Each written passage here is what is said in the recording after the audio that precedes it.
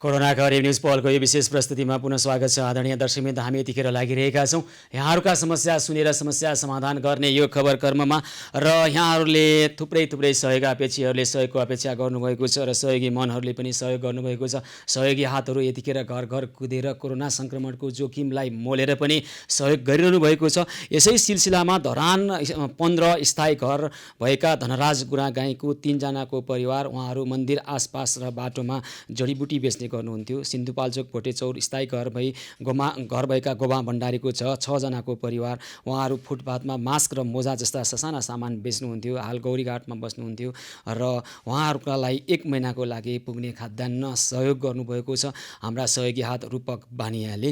र हाम्रा सहयोगी हातहरूले यसरी अहिले खानाको लागि अप्ठ्यारो परेका, घरमा चुलो निभिसकेका, औषधि खान नपाएकाहरूलाई, अस्पतालमा चेक जाँच गर्न नपाएर पेटीमा सुतिरहेकाहरूलाई हाम्रा सहयोगी हातहरूले यसरी सहयोग गरिरहनु भएको छ। त्यस्तै यहाँहरूले आफ्ना टोल छिमेकमा भएका गुनासाहरू राखिरहनु भएको छ।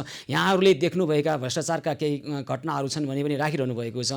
र हामी के गरिरहेका छौँ, हाम्रो कार्यक्रमको प्रकृति भनेको यहाँको गुनासो राखिसकेपछि सम्बन्धित निकायलाई त्यो गुनासो सुनाउने गरेका छन्, सोध्ने गरेका छौँ के हो त्यहाँको अवस्था भनेर। यसै सिलसिलामा अघि भर्खरै हामीले सर्लाही जिल्लाको एउटा समस्या राखेका थियौँ। तर कविरासी नगरपालिकाको मेयर साहब जसरी प्रस्तुत हुँदै थियो, जसरी आरोप लगाइरहनु भएको थियो, उहाँलाई गरेको केही होइन, उहाँलाई प्रश्न गरिएको हो। र प्रश्नलाई पूर्वाग्रह जब ठानिन्छ तब लोकतन्त्रको हत्या भइसकेको हुनेछ।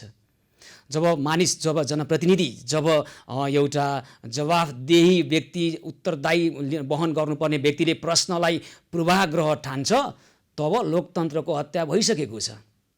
कविलासी नगरपालिकाका मेयर कौशल किशोर यादवले प्रश्नलाई जब पूर्वाग्रह ठान्नुभयो र उहाँले लोकतन्त्रको शैली, लोकतन्त्रको एउटा पद्धति थाहै रहेनछ भन्नुपर्छ। हामी विनम्रतापूर्वक हामी उहाँलाई व्यक्तिगत रूपमा सम्मान गर्दै हामी भनिरहेका छौँ, कृपया उहाँको नामै नलिई भन्न चाहन्छु। यस्ता थुप्रै खालका हामीले थुप्रै जनप्रतिनिधि देखेका छौँ। धेरै त नभनौँ, धेरै जनप्रतिनिधि जनतासँग बिचेर यतिखेर काम गरिरहनु भएको छ। बिहानदेखि बेलुकासम्म जनताकै पक्षमा लागिरहनु भएको छ। जनताको आवाज सुन्नुहुन्छ, गुनासो सुन्नुहुन्छ, समस्याको समाधानको पहल गर्नुहुन्छ। हामीले यस्ता धेरै जनप्रतिनिधिहरू पनि देखेका छौँ। र केही जनप्रतिनिधिमा यति धेरै अहङ्कार बढेको छ नि, र त्यो अहङ्कार यति बढेको छ कि जनताको प्रतिनिधि होइन, जनताको सेवक ठान्नुहुन्न, आफूलाई जनताको मालिक ठान्नुहुन्छ। आफूलाई जनताको शासक ठान्ने मानसिकता जब आउँछ जनप्रतिनिधिमा, तब लोकतन्त्रको हत्या भइसकेको हुनेछ। लोकतन्त्रको हत्या भइसकेपछि मात्रै जनप्रतिनिधिले आफूलाई शासक ठान्छ, आफूलाई प्रश्न गर्न हुँदैन, म प्रश्नभन्दा माथि हुँ भन्ठान्छ, र आफूलाई गरिएका प्रश्न पूर्वाग्रही हो भन्छ। मै सत्य, मै सही, मै ठिक, अरू सबै बेठिक, मैले गरेका काम नै सबै उचित, अरूको अनुचित भन्ने जब ठान्दछ नि, लोकतन्त्र ब्यानरमा लोकतान्त्रिक लेखेर हुँदैन, लोकतन्त्र संविधानमा मात्र लेखेर हुँदैन। लोकतन्त्र भनेको जीवनशैली हो, लोकतन्त्र भनेको विचार हो, दृष्टिकोण हो र जीवन पद्धति हो। यो कुरा कमसे कम सर्लाही जिल्ला कविलासी नगरपालिकाका कौशल किशोर यादव मेयरलाई चाहिँ सिकाउनै पर्ने देखियो। यति चाहिँ सिकाउनै पर्ने देखियो र अलिकता समय खर्च गरेर मेयर साहबलाई सिकाउन खोजेको, प्रश्नलाई पूर्वाग्रही भन्न छाड्नुहोस् मेयर साहब, जनताका गुनासा सुन्नुहोस् मेयर साहब, र तपाईँलाई गरिएका प्रश्न सुनेर जवाफदेही बन्ने प्रयास गर्नुहोस् मेयर साहब, र तपाईँ जनताको सेवक हो, भोलिदेखि नै त्यहाँ जानुहोस् र म जनताको सेवक हुँ, म काम गर्छु भन्न थाल्नुहोस् मेयर साहब, र तपाईँले आफूलाई शासक ठान्न छोड्नुहोस् मेयर साहब, र तपाईँ जनताका मालिक हुँ, जनता दास हुन् भन्ने मानसिकता प्रस्तुत गर्नुभएको छ। यसलाई सच्याउनुहोस् मेयर साहब। र हामी त हाम्रो खबर कर्ममा निरन्तर छौँ, लागिरहनेछौँ। यो विषयमा थप बुझ्नुहुनेछ हाम्रा संवाददाताहरूले। त्यहाँ भएको के रहेछ, सर्लाही जिल्ला कविलासी नगरपालिका वडा नम्बर 8 का वडा अध्यक्ष वीरेन्द्र शाह भनिरहनु भएको छ, भ्रष्टाचार भयो, अनियमितता भयो। अनि मेयर साहब भन्नुहुन्छ यो भयो किन भनेको, म माथि किन पूर्वाग्रह गरेको भन्नुहुन्छ, प्रश्नै सुन्न चाहनुहुन्न। कृपया प्रश्न सुन्ने लोकतान्त्रिक आचरण भइसकेका व्यक्ति मात्रै मेयर बन्नुभएको छ होला भन्ठानेको, जनप्रतिनिधि बन्नुभएको छ होला भन्ठानेको यस्ता खालका प्रवृत्ति पनि आउँदो रहेछ। र हामीलाई कुनै चिन्ता छैन, यस्ता प्रवृत्ति कति सामना गरियो र अब कति गर्नेछौँ। कुनै डर चिन्ता भय त्रास केही पनि छैन, र भविष्यको सम्भावित परिणाममा पनि कुनै डर छैन। कुनै पनि डर र सम्भावित परिणामको व्यवस्था गर्दै भन्छौँ जनप्रतिनिधि भन्नेहरू जनताका सेवक हुन्, सेवा गर्नुहोस्। मालिक र शासक ठान्न थाल्नुभयो भने इतिहास दोहोरिनेछ। इतिहास दोहोरिन नपरोस् पटक पटक विश्वका ठुला ठुला बादशाह भन्नेहरू जनताले पाइताला मुनि पुर्याएका छन्। आफूलाई शासक ठान्नेहरू, जनताको प्रश्नलाई पूर्वाग्रही ठान्नेहरू अहिले नै महसुस गरेर बसे हुन्छ। हामी स्पष्ट ढङ्गबाट भनिरहेका छौँ, कुनै डर, चिन्ता, भय, त्रास र सम्भावित परिणामको वास्ता छैन। कुनै डर धम्कीले पनि डराइने पत्रकारिता होइन यो खबर कर्म। हामी जे गरिरहेका छौँ जनताका लागि गरिरहेका छौँ र जनताको आवाज अन्याय अत्याचारको विरुद्धमा सतीसाल चाहिँ ठिङ्ग उभिएर भनिरहेका छौँ, भनिरहनेछौँ, प्रश्न गरिरहनेछौँ जबसम्म उत्तर आउँदैन, जबसम्म उत्तरदायित्व आउँदैन, जबसम्म जवाफदेहिता वहन गर्न सिक्नुहुन्न यहाँहरू सोधिरहन्छौँ। हामी खबर कर्ममै छौँ। दर्शकबिन, हामी छौँ कोरोना करिब न्युज पहलको यो विशेष प्रस्तुतिमा र यतिखेर कोही दर्शक टेलिफोन सम्पर्कमा आइसक्नु भएको छ। सोह्रखुट्टेबाट ईश्वर खड्की टेलिफोन सम्पर्कमा हुनुहुन्छ। ईश्वरजी नमस्कार, कार्यक्रममा स्वागत छ यहाँलाई। नमस्कार सर। नमस्कार हजुरलाई भन्नुहोस् त कृपया यहाँको कुरा के छ? हजुर मेरो यो चेक छ नि, हजुर चेक दिएको मैले पैसा दिएको थियो हजुर है। टेलिभिजनको आवाज नसुनेर ईश्वरजी यता कुराकानी गरौँ है, अलिकति डिस्टर्ब आइरहेको छ टेलिभिजनको आवाजले। चेक दिएर तपाईँले के गर्नुभयो अरे अलि स्पष्ट भनिदिनुहोस् त। एउटा साथीलाई पैसा दिएको थियो कि मैले। साथीलाई पैसा दिनुभयो? हजुर हजुर पैसा दिएको थियो। अनि उहाँले मलाई 3 महिनामा पैसा दिन्छु भनेर मलाई चेक दिएको थियो। हजुर हजुर। अनि त्यसपछि अब मलाई धेरै नै उहाँले झुलायो। अनि झुलायो। अनि पछि चाहिँ आएर पनि मसँग अहिले पैसा छैन, ल यो चेक दिनु भने दियो। त्यसपछि आएर पनि अब म ब्याङ्कमा जाँदाखेरि पैसा ब्यालेन्स छैन। अनि चेक बाउन्स गरेँ मैले है। चेक बाउन्स गरेपछि अब चेक बाउन्स गरेर अब चाहिँ पुलिस कहाँ चाहिँ मैले प्रहरी कहाँ चाहिँ मैले दियोस् होइन, केस गरेको थियो। अनि त्यसपछि आएर चाहिँ अब पक्राउ पुर्जी पनि ल्याएको थियो कि हामीले। पक्राउ पुर्जी पनि ल्याएको, पक्राउ पुर्जी ल्याएर अनि उसलाई पक्राउनु नै सकेन कि प्रहरीले। किन उहाँ फरार हुनुभयो? हजुर फरार भइरहेछ, अहिले पनि फरार भइरहेछ। त्यो अब के गर्न सकिन्छ सर? उहाँ चाहिँ तपाईँलाई थाहा छैन, कसैको सम्पर्कमा हुनुहुन्न, तपाईँको पैसा लिनुभयो अनि दिँदाखेरि चेकमा दिनुभयो होइन, पैसा नभएको चेक मात्रै दिनुभयो र तपाईँले बााउन्स गरेर पक्राउ पुर्जी ल्याएर उहाँलाई पक्राउने प्रयास गर्दा उहाँ फरार हुनुभयो। कुरा यति भयो होइन? र तपाईँले अब के गर्न सकिन्छ भनेर हामीलाई सोध्नुभयो होइन? हजुर हजुर। ईश्वरजी अब हेर्नुहोस् त, तपाईँले जुन प्रक्रिया गर्नुपर्थ्यो प्रक्रियामा गइराख्नु भएको छ, एउटा कानुनी प्रक्रियामा। अब काम रह्यो अहिले प्रहरीको फरार व्यक्तिलाई खोजेर कानुनी कारबाहीमा ल्याउने एकमात्र अहिलेको उपाय हो। एउटा कुरा, तपाईँको एउटा प्रतिनिधिमूलक घटना हो यो त। यस्ता थुप्रै घटनाहरू भएका छन्। प्रत्येक टोलमा 5 जना मध्ये 3 जनाका यी समस्या छन् है नेपालमा। यस्ता खालका समस्या, लेनदेनका विवाद, यस्ता समस्या धेरै आइरहेका छन्। चेकसँग गरिने, पहिला तपाईँले त चेकबाट दिनु भएन, तपाईँले त पहिला नगद दिनुभयो होइन? हो, समस्या यहीँबाट सुरु भएको छ। कुनै पनि कारोबार गर्दाखेरि तपाईँलाई निश्चित रकमभन्दा माथिको कारोबार चेक मार्फत भुक्तानी गर्नु भनेर सरकारले भनिरहेछ, ब्याङ्कले भनिरहेछ होइन ईश्वरजी? तर पनि समस्या त अब अहिले आएपछि तपाईँलाई थाहा भयो। सुन्नुहोस् न, अब ईश्वरजी यसो गरौँ, तपाईँलाई मैले यसै गर्नुपर्छ भन्दा पनि यहाँ तपाईँले पक्राउ पुर्जी जारी गरेर व्यक्तिलाई पक्रने प्रयासमा प्रहरी लागिसकेको छ, फरार अवस्थामा हुनुहुन्छ भने अब प्रहरीको काम रह्यो यतिखेर, हामीले थप भन्ने कुरै भएन। तर तपाईँले जुन खालको प्रतिनिधिमूलक घटना राख्नुभएको छ यसबारेमा नीतिगत रूपमै केही परिवर्तन गर्नुपर्ने आवश्यकता छ र जनतालाई बुझाउनु पर्ने पनि आवश्यकता छ। अब यहाँ चाहिँ अहिले म तपाईँलाई के भन्छु भने अहिले चाहिँ तपाईँलाई परेको समस्यामा थप हामी बुझेर गर्नुपर्ने पहल हामी गर्नेछौँ र यस्ता समस्या अन्य पनि छन्, थुप्रैका छन् यस्ता समस्या, तपाईँको मात्र होइन ईश्वरजी, थुप्रैका छन्।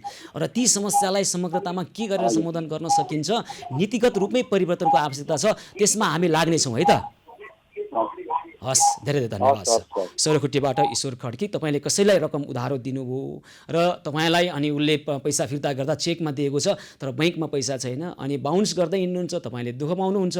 अनि त्यसपछि उहाँले चाहिँ पक्राउ पुर्जी नै जारी गर्न लगाएर मुद्दा मामिलामा गइसक्नु भएको रहेछ, प्रहरीले पक्राउ गर्न लाग्दा फरार भएको स्थिति छ र उहाँले अब के गर्न सकिन्छ हामीसँग आग्रह गर्नुभएको छ। हामी भनिरहेका छौँ यस्तो अवस्थामा प्रहरीले अब सक्रियतापूर्वक लागेर फरार व्यक्तिको खोजबिन गर्ने र कानुनी प्रक्रियाबाट अगाडि बढ्ने एकमात्र उपाय छ उहाँको यो घटनामा। तर यस्ता थुप्रै समस्याहरू छन्, तपाईँहरूमध्ये धेरैलाई, दर्शकबिन तपाईँहरूमध्ये धेरैलाई यो समस्या परेको छ, हामीलाई थाहा छ। र यो समस्या समाधान गर्नका लागि के गर्नुपर्छ, यसमा चाहिँ अझै विस्तृत नीतिगत रूपमै के गर्नुपर्छ, नीतिगत रूपमै केही गर्नुपर्छ यसमा र त्यसमा हामी पनि पहिलेदेखि लागिरहेका छौँ। यस्ता समस्या अनौपचारिक रूपमा पहिला पनि धेरै आएका छन् हामीसँग पनि र अहिले त प्रत्यक्ष जोडेर उहाँले आफ्नो कुरा राख्नुभएको छ। यी समस्या समाधान गर्नका लागि र नीतिगत रूपमा रहेको त्रुटि सच्याउँदै यस्ता समस्या भविष्यमा अरूमाथि नपरोस् भन्नका निमित्त र अहिले परेका व्यक्तिहरूलाई पनि न्याय दिनका निमित्त हामी विशेष रूपमा पहल गर्नेछौँ। हामी विशेष रूपमा यसलाई हेर्नेछौँ, पहल गर्नेछौँ र दर्शकबिन यी समस्यालाई समाधान गर्ने ईश्वर खड्कीको व्यक्तिगत समस्यालाई पनि हामी हेर्नेछौँ र अन्य नीतिगत रूपमा परिवर्तन गरेर अन्य व्यक्तिलाई यस्तो समस्या नपरोस् र हिजो यस्ता समस्या परेका लागि पनि के गरी न्याय दिन सकिन्छ भन्ने सम्बन्धमा हामी विस्तृत बुझेर हाम्रा दर्शकहरूलाई पनि देखाउनेछौँ र नीतिगत रूपमा भएका त्रुटिहरूलाई सच्याउनका लागि सम्बन्धित निकायलाई पनि हामी गजगजाउनेछौँ। आदरणीय दर्शकबिन, हामी छौँ कोरोनाको हरेक न्युज पहलको यो विशेष प्रस्तुतिमा र यतिखेर कोही दर्शक टेलिफोन सम्पर्कमा आइसक्नु भएको छ। म उहाँलाई स्वागत गर्छु। बालाजुबाट रश्मि राजवाहक हुनुहुन्छ। रश्मिजी नमस्कार, कार्यक्रममा स्वागत छ यहाँलाई। नमस्कार। नमस्कार नमस्कार हजुर।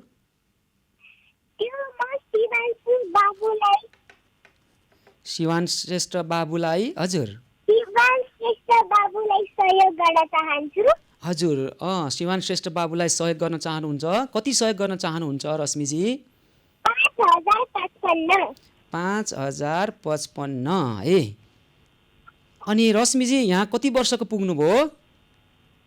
8 वर्ष। मैले बुझिनँ। 8 वर्ष। 8 वर्षको पुग्नुभयो। अनि कति कक्षामा पढ्नुहुन्छ? 3 कक्षामा पढ्नुहुन्छ। अनि कति राम्रो विचार आएछ। सानो सानो बाबु शिवान श्रेष्ठ 5 महिनाको मात्रै भर्खरको बाबु बिरामी हुनुहुन्छ अहिले। उहाँलाई 5055 रुपियाँ सहयोग गर्न चाहनुभएछ। अनि तपाईँ 8 वर्षको मान्छे 5055 रुपियाँ चाहिँ कहाँबाट ल्याएर अनि उहाँलाई सहयोग गर्न लाग्नुभयो? मैले त्यो न्युजमा हेरेको थिएँ। अनि मैले खुत्रीकी मेरो दिदीलाई मैले खुत्रीकीमा जम्मा गरेर बाबुलाई सहयोग गर्न चाहन्छु। ए खुत्रीकेमा जम्मा गरेको पैसा तपाईँ र तपाईँको दिदीले? हजुर। दिदीको नाम भन्नुहोस् त। निमा राजवाहक। निमा राजवाहक। ल अनि खुत्रुकेको पैसा तपाईँहरूले शिवान श्रेष्ठलाई दिन चाहनुभयो, सहयोग गर्न चाहनुभयो। कति राम्रो विचार, धेरै धेरै धन्यवाद छ है त। रश्मिजी तपाईँलाई 8 वर्षको हुनुहुँदो रहेछ, 3 कक्षामा पढ्दै। तपाईँको दिदी निमा राजवाहक कति कक्षामा पढ्नुहुन्छ उहाँ चाहिँ? 8 कक्षामा पढ्नुहुन्छ है। अनि धेरै धेरै धन्यवाद छ यहाँलाई। धेरै धेरै हामी धेरै धेरै प्रशंसा गर्छौँ यहाँको यो एकदम राम्रो कामको लागि है।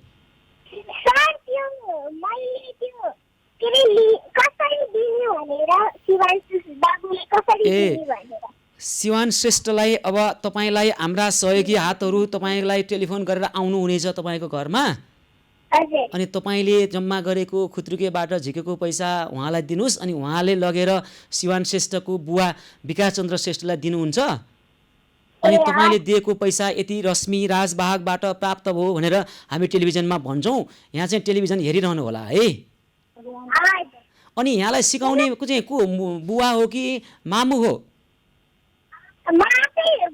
आफैले भनेको। बुवा र मामुको नाम भन्नुहोस् त।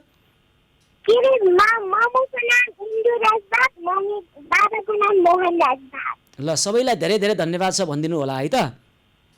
तपाईँको बुवा मामु अनि तपाईँको दिदीलाई अनि तपाईँलाई पनि धेरै धन्यवाद छ है रश्मिजी। ए हजुरआमाको सम्झना। हजुरआमाको नाम भन्नुहोस् त। मोहन देवी राजवाहक। ल हुन्छ हुन्छ, धेरै धेरै धन्यवाद छ यहाँलाई। हस् धेरै धेरै धन्यवाद छ। दर्शकमित्र रश्मि राजवाहक 8 वर्षको 3 कक्षामा पढ्दै हुनुहुन्छ। साना साना बालबालिकालाई हामीले बचत गर्न सिकाउँछौँ। खुत्रुकेमा आफ्नो अलि थोरै थोरै रकम जम्मा गर्न सिकाउँछौँ। हो त्यसै गरी सिकाउनु भएको रहेछ रश्मि राजवाहकको आमा बुवाले। र अहिले आपद विपदको बेलामा हामी त्यो खुत्रुकेको पैसा प्रयोग गर्नुपर्छ है साना साना नानी बाबु भनेर सिकाउँछौँ। हामीले साना हुँदा त्यस्तै अभ्यास गरेका धेरैलाई सम्झना होला हाम्रा आदरणीय दर्शकहरूलाई। यसै गर्नुभएको छ र रश्मि राजवाहकले खुत्रुकेबाट निकालेको त्यो पैसा आफ्नो लागि उहाँले प्रयोग गर्नुभएको छैन। उहाँको उमेर, खेल्ने, खाने रमाउने र यस्ता विषयमा त्यति धेरै धेरै चासो हुने अहिले बुझ्न सक्ने उमेर पनि होइन। तर उहाँले आफ्नो उमेरभन्दा बढी गम्भीरता जुन देखाउनु भएको छ, आफ्नो उमेरभन्दाको पनि माथिको संवेदनशीलता जुन देखाउनु भएको छ, खुत्रुकैमा जम्मा गरेको पैसा रश्मि राजबागले सिवान श्रेष्ठलाई सहयोग गर्नु चाहनुभएको छ। यसको लागि उहाँले एउटा सन्देश दिनुभएको छ। समाजमा ठुला ठुला धनी मनी भएका धेरै धेरै धनी मानी बनिएका व्यक्तिहरू अहिले कहाँ हुनुहुन्छ, के हुनुहुन्छ थाहा छैन, हाम्रो समाजमा कता हुनुहुन्छ। तर यस्ता नानी बाबुहरूले, यस्ता वृद्धहरूले वृद्ध भत्ता काटेर हामीलाई सहयोग गरिरहनु भएको छ, टिफिन खर्च काटेर हामीलाई सहयोग गर्नु भएको छ, खुत्रुके फुटाएर उहाँले सहयोग गरिरहनु भएको छ। यसका लागि हामी आभार व्यक्त गर्न चाहन्छौँ र समाजमा यहाँहरूले गर्नुभएको यो योगदान नेपाली समाजले कहिले बिर्सने छैन। यहाँहरूले जसरी सहयोग र भरतेक गरिरहनु भएको छ, उहाँहरूलाई नेपाली समाजले कहिले बिर्सने छैन। यी साना नानीहरू सिवान श्रेष्ठ बचाउनका लागि यसरी लागिरहनु भएको छ। जनप्रतिनिधिहरू भ्रष्टाचार भएछ त्यहाँ के भएको हो भनेर सोध्न पाउँदैनौँ, हान्ने राँगो जस्तो उफ्रिँदै आक्रमण गर्न तयार भएर बस्नुभएको हुन्छ। आखिर भएको के होला? हामी यति मात्रै प्रश्न सोधिरहेका छौँ, आखिर भएको के होला? वृद्धहरू वृद्ध भत्ता काटेर खान नपाएका व्यक्तिहरूलाई खाना खुवाउन लागिरहनु भएको छ, शिशुलाई दुध र लिटोको पिठो खुवाउन लागिरहनु भएको छ। अनि भ्रष्टाचार भयो भनेर जनप्रतिनिधिलाई सोद्धा के तपाईँलाई लाग्छ आदरणीय दर्शकवृन्द, एउटा अथवा जुन घटना अघि हामीले भन्यौँ 50-50 लाखको एउटा परियोजना छ, एउटा आयोजना छ 1 करोडको, त्यहाँ 1 पैसाको पनि भ्रष्टाचार नभएको होस्, यस्तो नभएको होस्, हाम्रो पनि सदिच्छा छ, शुभेच्छा छ। तर मिलाई खान जानेर राजनीति गरेर आएर अहिले पनि यो कोरोनाको यो सङ्कटको बेलामा पनि खान मात्रै, लुट्न मात्रै, चुस्न मात्रै, धुत्न मात्रै जानेका व्यक्तिहरू जनप्रतिनिधि के नदेखेका हौँ हामीले? देखेकै हो, देख्दै भनिरहेका छौँ यो के भएको हो। तर उल्टै हामीलाई पत्रकारिता सिकाउने, उल्टै हामीलाई अनि ममाथि पूर्वाग्रही भयो भन्ने प्रश्न पूर्वाग्रही कहिलेदेखि हुन थाल्यो यो हामी सोध्न चाहन्छौँ र यस्ता खालका अनियमितता गर्नेहरूको उत्खनन गर्दैछौँ। अभियानकै रूपमा आउँदैछ यो अभियान, सचेत भएर बसे हुन्छ। सिधै भनिरहेका छौँ, यस्ता खालका भ्रष्टाचारीहरू, यस्ता खालका देश लुट्नेहरू को छन्, सब सचेत भएर बसे हुन्छ। सचेत हुँदै पनि छाड्ने छैनौँ। एक उत्खनन गरेर हाम्रा दर्शकहरूलाई देखाउँछौँ। फैसला गर्ने न्यायाधीशहरू हुनुहुन्छ, फैसला गर्ने अदालत हुनुहुन्छ, उहाँहरूले गर्नुहुन्छ। हामी त जनतालाई देखाउने काम हो, दर्शकलाई देखाउने काम हो, यो खबरकर्मीको काम त्यही नै हो। देखाउँछौँ, एक उत्खनन गरेर खोतल्छौँ एक भ्रष्टाचारका नमुनाहरूलाई र देखाउँछौँ हाम्रा दर्शकहरूलाई। दर्शकवृन्द, हामी छौँ कोरोना कभरेज न्युज पहलको विशेष प्रस्तुतिमा र यतिखेर कोही दर्शक टेलिफोन सम्पर्कमा आइसक्नु भएको छ। म उहाँलाई स्वागत गर्छु। नारायण थानबाट काशीराम घले हुनुहुन्छ। नारायण थानबाट काशीरामजी नमस्कार, कार्यक्रममा स्वागत छ यहाँलाई। नमस्कार हजुर। नमस्कार हजुर। ल भन्नुहोस् त कृपया यहाँको के छ कुरा? हजुर म त्यो 5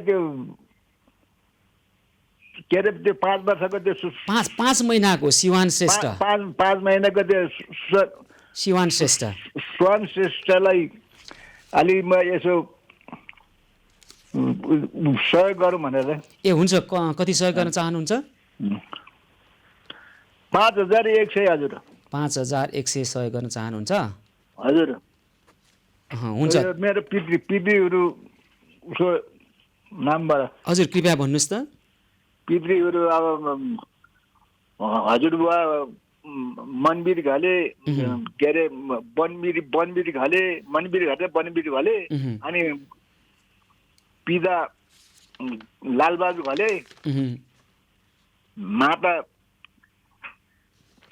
के अरे सेती घले, हजुर हजुरआमा छोकी घले। हजुर, हस्। पितृको स्मृतिमा यहाँले गर्नुभएको छ, सहयोग गर्नुभएको छ सिवान श्रेष्ठलाई, यसका लागि हामी हार्दिक आभार व्यक्त गर्न चाहन्छौँ। अनि मेरो नातिनी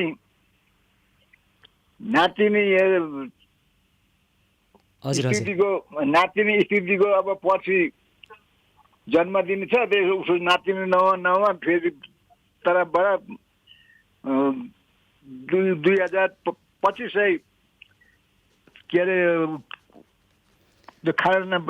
निवेको चुलो बाल्ने अभियानलाई 2500 सहयोग गर्न चाहनुहुन्छ होइन? हुन्छ, धेरै धेरै धन्यवाद भन्न चाहन्छौँ हामी यहाँलाई है त काशीराम घलेजी। म पनि अब म अहिले अब 84 वर्ष भयो। ओहो, 84 वर्ष पुग्नुभयो। ल निकै राम्रो जिन्दगी बाँच्नु भएको छ यहाँले। उठेरै हिँड्नु सक्दैन, म फेरि ढाडको उसले गरेर म व्हिलचेयरमा हिँड्नुपर्ने छ, उठेर हिँड्नु सक्दैन। ल शीघ्र स्वास्थ्य लाभको कामना गर्छौँ, यहाँको दीर्घायुको कामना पनि गर्छौँ है काशीराम घलेजी। हजुर। हस्, यहाँलाई सहयोग गर्नुभयो, यहाँले हामी हार्दिक आभार व्यक्त गर्न चाहन्छौँ दर्शकबिन। हजुर। हस् धेरै धेरै धन्यवाद छ काशीरामजी। हस् दर्शकबिन, हाम्रा सहयोगी हातहरूले सहयोगी अपेक्षीहरूलाई आज गर्नुभएको सहयोगमा कृष्ण प्रणामी समाजका व्यक्तिहरूले गर्नुभएको मैले यहाँ एक एक गरेर अध्यावधिक विवरण राख्नेछु। यतिखेर भने हामी यहाँहरूका समस्या सुनिरहेका छौँ र समस्या समाधानको खबर कर्ममा लागिरहेका छौँ। कोरोना कर एभरेज पहल निरन्तर जारी रहनेछ, हामीसँगै रहनुहोला।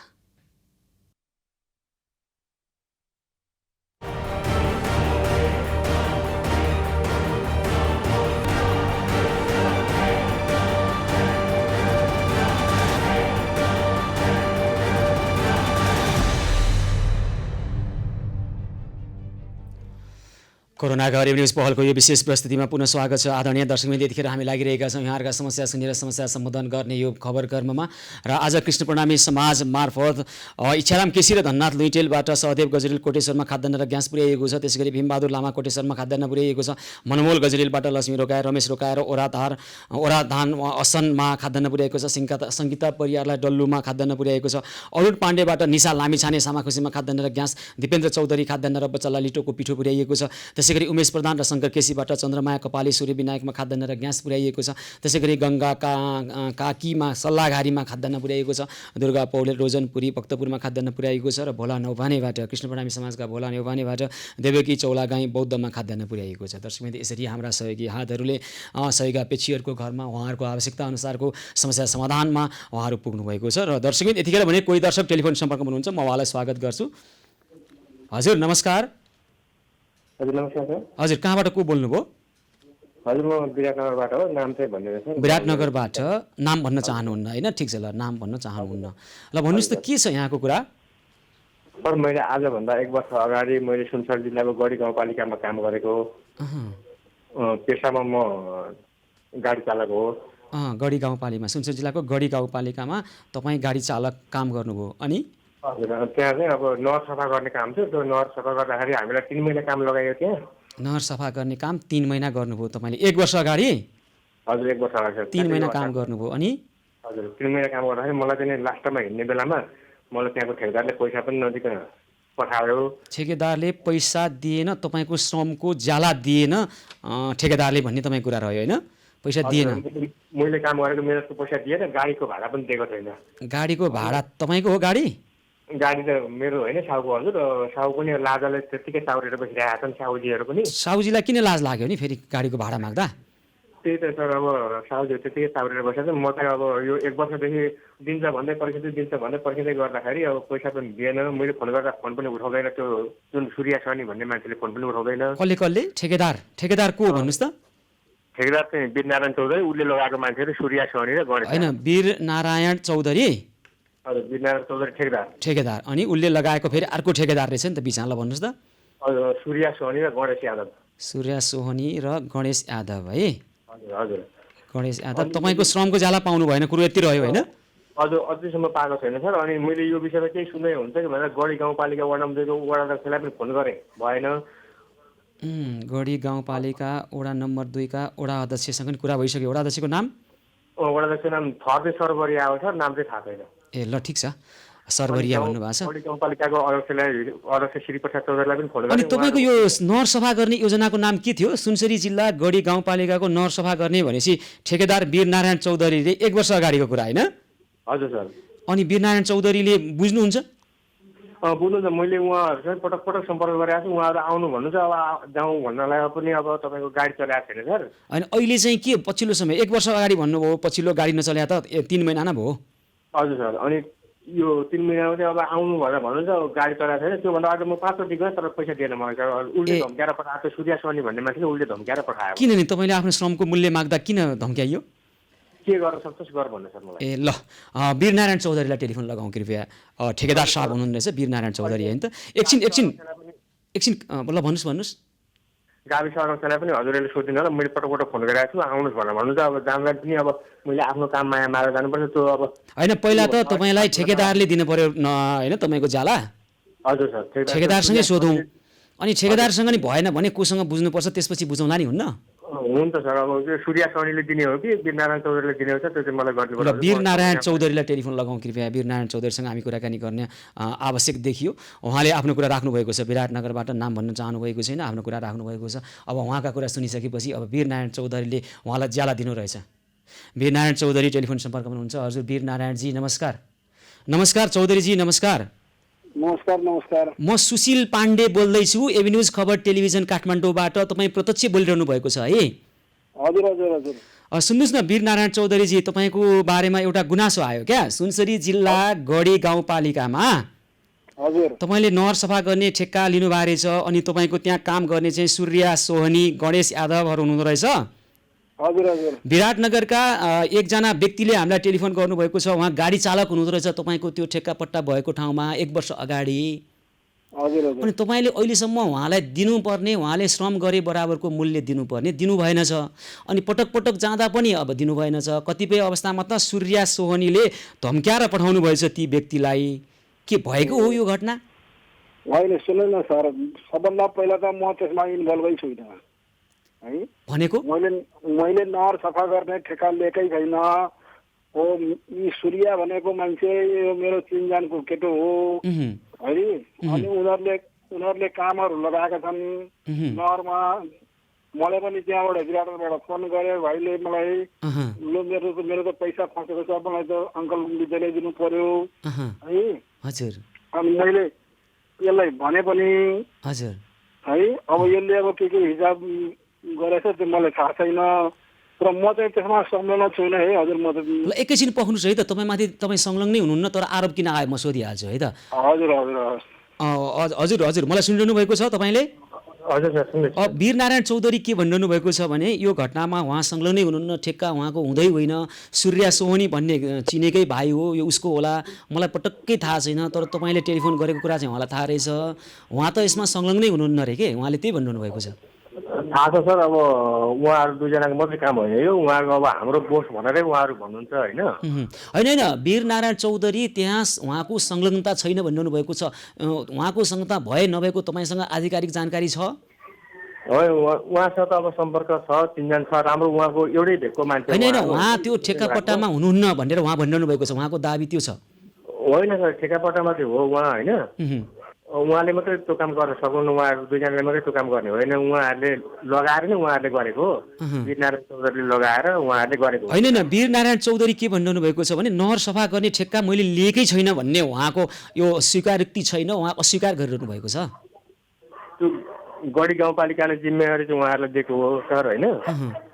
गढी गाउँपालिकाले चाहिँ जिम्मेवारी उहाँलाई दिएको। उहाँ चाहिँ अब के भन्नुहुन्छ कसो भन्नुहुन्छ त्यो चाहिँ अब जे भयो नि उहाँहरूले मेरो पैसा मलाई दिनुपर्छ सर। ए ल म एकैछिन है त वीरनारायणजी, हजुर हजुर। उहाँ जो अहिले गुनासो राखिरहनु भएको छ, उहाँ के भन्नुहुन्छ भने तपाईँलाई गढी गाउँपालिकाले जिम्मेवारी तपाईँलाई दिएको हो, तपाईँको संलग्नता छ, पटक पटक तपाईँ त्यहाँ होइन उहाँले भनिरहनु भएको छ, दाबी गरिरहनु भएको छ कि तपाईँको संलग्नता छ भनेर दाबी गरिरहनु भएको छ। अनि कुरो के रहेछ भयो नि, हामीले नहरको त्यो बाटो बनाउने काम उपभोक्ता समितिबाट लिएका थियौँ है। अनि त्यो कामको जिम्मा के अरे त्यो सूर्यलाई दिएका थियौँ हामीले। अनि त दिनै भएर छ त, अनि कहाँ संलग्नता छैन भनेको त? जिम्मेवारी लिएर अरूलाई दिनु भएर छ, पेटी ठेक्का अरूलाई दिनुभएछ। सुन्नु न, सूर्यले त्यो उहाँको गाडीहरू उहाँको के भन्छन् भेहिकलहरू चलाएको छ, तर के भने हामीले त्यसमा यो फलानाको ल्याऊ फलानाको गर भनेर भनेको छैन। होइन अब तपाईँले कसलाई गर नगर भने पनि तपाईँले काम दिएको व्यक्तिले काम लगाइसकेपछि अन्ततः जिम्मेवारी तपाईँको हुन्छ। बिचमा सूर्य सोहनीको भए पनि अन्ततः जिम्मेवारी माथि त तपाईँ हुनुहुँदो रहेछ। बिचमा सूर्य सोहनीले काम लाउनु भयो र कामदारले पैसा पाएनन् भनेपछि जिम्मा लिनु पर्यो नि त वीरनारायण चौधरीजी। अनि म चाहिँ त्यहाँको अध्यक्ष पनि होइन, एउटा मेम्बर मात्रै हुँ। होइन जे भए पनि तपाईँ त्यहाँ संलग्न भएको पुष्टि त तपाईँले गर्नुभयो। हजुर हजुर। अनि अघि संलग्नै छैन भनिरहनु भएको, त्यो झुट बोल्नु भएको। त्यो काम हाम्रो बाटोको काम हो, नहर सफा गर्ने काम होइन हाम्रो। ल होइन वीरनारायणजी, अब यसो के नगरौँ भने नि, श्रमको मूल्य उहाँले काम गरेको पैसा दिनुपर्ने रहेछ, तपाईँको संलग्नता रहेछ, तपाईँलाई उहाँले भनिरहनु भएको छ, तपाईँलाई भनिरहनु भएको छ, अरूलाई भन्नुभएको छैन नि उहाँले। त्यसकारण कृपया तपाईँले वीरनारायणजी तपाईँले समन्वय गरेर उहाँको के कति रहेछ, कसले दिनुपर्ने हो त्यसको लागि तपाईँले समन्वय गर्नुपर्ने भयो। एकदमै हो, हुन्छ हजुर। म चाहिँ गर्छु, मैले पटक पटक उसलाई भने पनि, हामीले पैसाहरू पनि दिएका छौँ उसलाई, हजुर कामको पेमेन्ट होइन। हजुर अनि यो पैसा कसको तिमीहरूले चलाएका छौ, त्यहाँ हाल तिमीहरू देऊ। ल सूर्य सोहनीलाई तपाईँले काम लाउनु भएको रहेछ। सूर्य सोहनीले उहाँलाई काम लाउनु भएको रहेछ, नाम भन्न चाहनु भएको छैन। त्यस कारण तपाईँहरू सबैले समन्वय गरेर उहाँलाई श्रमको मूल्य दिनु पर्यो है त। हुन्छ हुन्छ हजुर। हस् हस्, ल अन्त्यमा सानो कुरा गरिहाल्छु। हजुर ल सुन्नुहोस् त, सुनिरहनु भएको छ? सुन्दैछु सर। ल तपाईँलाई वीरनारायण चौधरीले समन्वय गरेर म दिन्छु, मैले गर्छु भन्नुभएको छ है त। हजुर तर मेरो 11,500 हो, त्यसमा चाहिँ उनीहरूले गन्ड्याङ गर्ला नि। हुन्छ, जति भए पनि तपाईँको श्रमको मूल्य त्यतै हिसाब गरेर लिनुहोस् है त। हजुर सर, अब हजुरले फेरि एकपल्ट फलो पनि गरिदिनु होला। हुन्छ, हामी फलोअप गरिहाल्छौँ। तपाईँका समस्या समाधान गर्नको लागि हामी फलोअप गर्नेछौँ। दर्शकबिन, श्रमको मूल्य दिनुपर्छ, यस्ता घटनाहरू थुप्रै छन् र यी समस्या समाधान गर्नका लागि पनि हामी लाग्नेछौँ। र यो घटनामा समस्याको समाधान भएन भने हामी विस्तृतमा बुझेर उहाँलाई अन्यायमा पर्न दिन्नौँ र श्रमको शोषण भएको कुरा उहाँले गर्नुभएको छ, हामी त्यसो गर्न दिन्नौँ। दर्शकबिन, हामी छौँ कोरोनाको रेभेन्युज पहलको यो विशेष प्रस्तुतिको 79औं दिनमा र भोलि 100औं दिनमा, सेवा सहयोग र सद्भावको 100औं दिनमा हामी बिहान 8 बजेदेखि यहाँहरूका समस्या सुनेर समस्या समाधानको पहलमा पनि लाग्नेछौँ। हाम्रा सहयोगी मन, सहयोगी हातहरूसँग पनि आफ्ना अनुभवहरू साट्नेछौँ। कोरोनाको रेभेन्युज पहल निरन्तर जारी रहनेछ। तर आजको कार्यक्रमको समय भने सकिएको छ। कार्यक्रमबाट म सुशील पाण्डे लगायत सम्पूर्ण युनिटलाई बिदा दिनुहोस्। यहाँहरू भने खबरभित्रको खबरका लागि र कोरोनाको रेभेन्युज पहलका लागि हेर्दै गर्नुहोला एभेन्युज खबर। हस्त नमस्कार।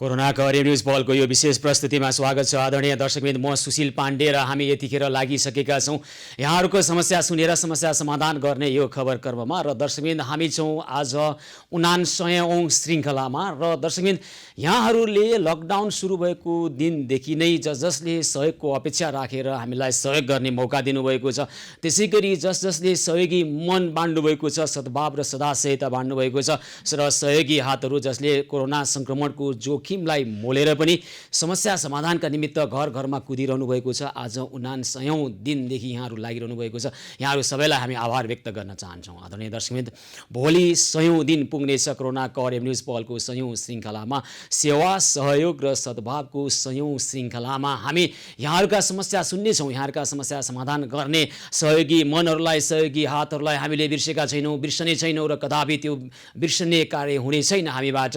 र हामी उहाँहरूसँग कुराकानी गर्नेछौँ। भोलि बिहान 8 बजेदेखि दिनभरै नै हामी यहाँहरूका समस्या सुन्नेछौँ, समस्या समाधानका लागि लाग्नेछौँ र हाम्रा सहयोगी हातहरूको अनुभव सुन्नेछौँ र प्रभावकारी ढङ्गबाट अझै सक्रियताका पूर्वक कसरी लाग्न सकिन्छ यसबारेमा पनि हामी छलफल गर्नेछौँ। भोलि दिनभरि बिहान 8 देखि साँझ 10 बजेसम्म हामी यहाँहरूसँगै हुनेछौँ। भोलिको 100औं श्रृङ्खलामा, सेवा सहयोग र सद्भावको 100औं श्रृङ्खलामा यहाँहरूले दिनुभएको माया, यहाँहरूले दिनुभएको सद्भाव, यहाँहरूले दिनुभएको माया, सद्भाव, स्नेह, वात्सल्य र सम्पूर्ण यहाँहरूको सहयोग र भर्तिकका निमित्त हामी हार्दिक आभार व्यक्त गर्न चाहन्छौँ। दर्शकवृन्द, हामी स्पष्ट छौँ, स्पष्ट भनिरहेका छौँ, हामीले यो हाम्रो अभियान आवश्यकताको माग अनुसार लकडाउन सुरु भएको पहिलो दिनदेखि नै अब हामी यहाँहरू घरभित्र बस्न बाध्य भइसकेपछि यहाँहरूका समस्या सुन्नका निमित्त सुरु गरेका थियौँ कोरोना कर एभेन्युज पहलको नयाँ श्रृङ्खला मार्फत। र त्यसबीचमा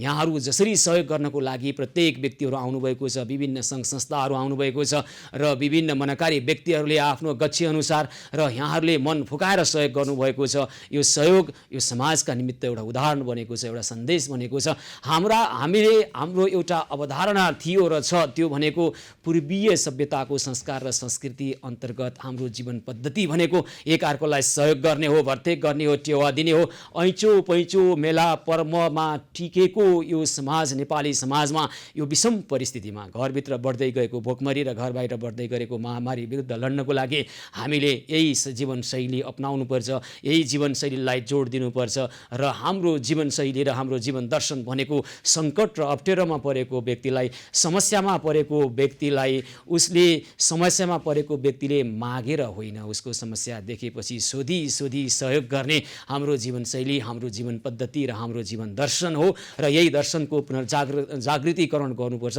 पुनर्जागरण गर्नुपर्छ भन्ने अवधारणा अनुसार हामीले यो अभियान सुरु गरेका थियौँ र यो अभियानमा यहाँहरूले जसरी उत्साह प्रकट गर्नुभयो, जसरी जागरुकता र तदारुकता देखाउनुभयो, जसरी यहाँहरू जोडिनु भएको छ, प्रत्येक व्यक्ति, प्रत्येक सङ्घ संस्था, प्रत्येक व्यक्तित्व, हामीले प्रत्येक मन जसले आफ्नो नाम सार्वजनिक गरेर सहयोग गर्नुभएको छ, जसले आफ्नो नाम सार्वजनिक गर्न नचाहेरै सहयोग गर्नुभएको छ, हामीले कदापि भुल्ने छैनौँ, कदापि बिर्सने छैनौँ र कसैले बिर्सिहाले पनि तपाईँहरूले देखाउनु भएको यो सदाशयता, तपाईँहरूले देखाउनु भएको यो सद्भाव नेपाली समाजले कहिले भुल्ने छैन। यहाँहरूको सदाशयता, यहाँहरूले बाँड्नु भएको मानवता र यहाँहरूले बाँड्नु भएको, देखाउनु भएको सदाशयता र सद्भावलाई हामी सधैँ नमन गर्छौँ, सधैँ आभार प्रकट गर्छौँ। आदरणीय दर्शकबिन, आज 79औं दिनमा पनि यहाँहरूले सेवा गर्ने मौका दिनुभएको छ र आज दिनभर आएका समस्याका गम्भीरता र संवेदनशीलतालाई बुझेर हामीले हाम्रा सहयोगी हातहरू मार्फत थुप्रै समस्या समाधान गर्ने पहल आज दिउँसो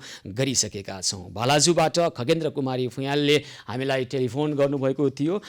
बालाजुमा खगेन्द्र कुमारी फुयालले आफ्नो छिमेकी महिला जो 9 दिनको सुत्केरी हुनुहुन्छ, उहाँको घरमा खाद्यान्न अभाव भएको खबर हामीलाई गरिसकेपछि नेपाल अटो वर्कसप व्यवसायी सङ्घका रमेश थपलियाहरू त्यहाँ जानुभएको थियो। आज दिउँसो करिब 6 बजे, पौने 6 बजेतिर भर्खरै उहाँहरू फर्कँदै हुनुहुन्छ।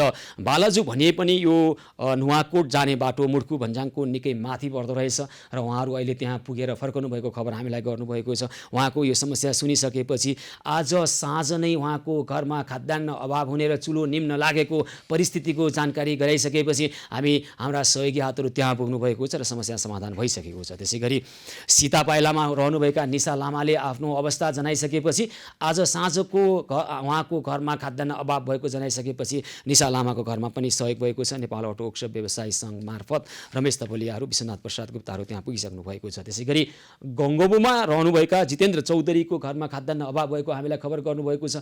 उहाँ गर्नुभएको थियो आज दिउँसोको कार्यक्रममा। उहाँको घरको खाद्यान्नको अभावको सङ्कटको त्यो अवस्था र समस्याको गम्भीरता र संवेदनशीलतालाई बुझेर कृष्ण प्रणामी समाजका गीता ढकालसँग हामीले प्रत्यक्ष जोडेर कुराकानी गऱ्यौँ र गीताजीले त्यहाँ खाद्यान्न पुर्याइसक्नु भएको छ। त्यसै गरी चन्द्र शोभा कपाली हुनुहुन्छ भक्तपुर सूर्य विनायकमा। उहाँको समस्या समाधान गर्नका लागि कृष्ण प्रणामी समाजकै भोला दाहालजीहरू प्रत्यक्ष हामीले जोड्यौँ उहाँलाई र आज साँझ नै चन्द्र शोभा कपालीको घरमा खाद्यान्न छैन भन्ने खबर पाइसकेपछि हामीले तत्काल यो समस्या समाधान गरेका छौँ। त्यस्तै आज दिउँसो अनौपचारिक रूपबाट पनि हामीलाई थुप्रै समस्याहरू आउने गरेका छन् र आज दिउँसो आएको एउटा समस्या छ वीर अस्पतालको एउटा समस्या। यो समस्या समाधान गर्नका निमित्त हामीले तत्काल ताराबहादुर राणावाटलाई त्यहाँ जानको लागि र सक्रिय सहयोगी हात औषधि र अस्पतालमा भएका समस्या समाधान गर्नका लागि उहाँ त्यहाँ तत्काल पुग्नु भएको छ र हामीले दृश्यमा देखाइरहेका छौँ र यो बारेमा थप बुझ्नका लागि ताराबहादुर राणावाटसँग पनि हामी कुराकानी गर्ने प्रयास गर्छौँ।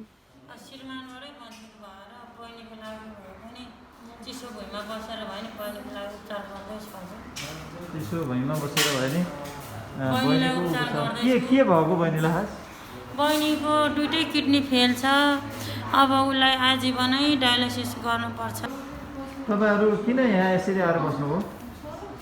अब यो उपचार गर्नलाई आर्थिक वीर अस्पतालको चिसो भुइँमा लामो समयदेखि बसेर उपचारका लागि पर्खिरहनु भएको र हप्ताको 2 पटक डायलिसिस गर्नुभएको छ। उहाँले हामी दृश्यमा देख्न सक्छौँ निलो टी सर्ट लगाउनु भएको बहिनी हुनुहुन्छ र उहाँको अवस्था हप्ताको 2 पटक मृगौलाको डायलिसिस गर्नुपर्ने अवस्था छ र उहाँलाई सहयोग गर्नको लागि दिदी आउनुभएको छ र धुलीखेल घर बताउनु हुने, धुलीखेलबाट नि करिब 2 घन्टा घर पुग्नलाई लाग्छ भन्नुभएको छ र उहाँलाई घरबाट आउजाउ गर्न लकडाउनको कारणले गर्दा सम्भव भइरहेको छैन र लामो समयदेखि चिसो भुइँमै बसेर अस्पतालकै कुनामा बसेर उपचारको पर्खाइमा बसिरहनु भएको छ र हप्ताको 2 पटक उहाँलाई डायलिसिस गर्नुपर्छ। एउटा प्रतिनिधिमूलक घटना हो आदरणीय दर्शकवृन्द। यतिखेर विभिन्न अस्पतालमा धेरै बिरामीहरू जानै पाउनुभएको छैन। जानु पाउनुभएका बिरामीहरूले पनि उपचारको अभाव खेपिरहनु भएको छ र उपचारको अभाव खेप्नु त छँदैछ, घरबाट अस्पताल, अस्पतालबाट घर आउन नसकेका थुप्रै बिरामीहरू ठाउँ ठाउँमा अलपत्र परेको र कतिपय बिरामीहरू अस्पतालसम्म पहुँच नभएका कुराहरू पनि आइरहेका छन् र यी समस्या समाधान गर्नका लागि के गर्न सकिन्छ, हामी साझा पहल गर्नुपर्छ भनिरहेका छौँ। हामी यतिखेर लकडाउनको कारणले गर्दा, कोरोना सङ्क्रमणको जोखिमका कारणले गर्दा अस्पतालहरूमा जुन प्रभावकारी ढङ्गबाट काम हुनु पर्दथ्यो त्यो अनुसार हुन नसकेका कतिपय घटनाहरू पनि बाहिर सार्वजनिक भइरहेका छन्। कोरोनाले भन्दा पनि उपेक्षाले मानिसले मृत्युवरण गर्नु परेका घटनाहरू पनि बाहिर आइरहेका छन्।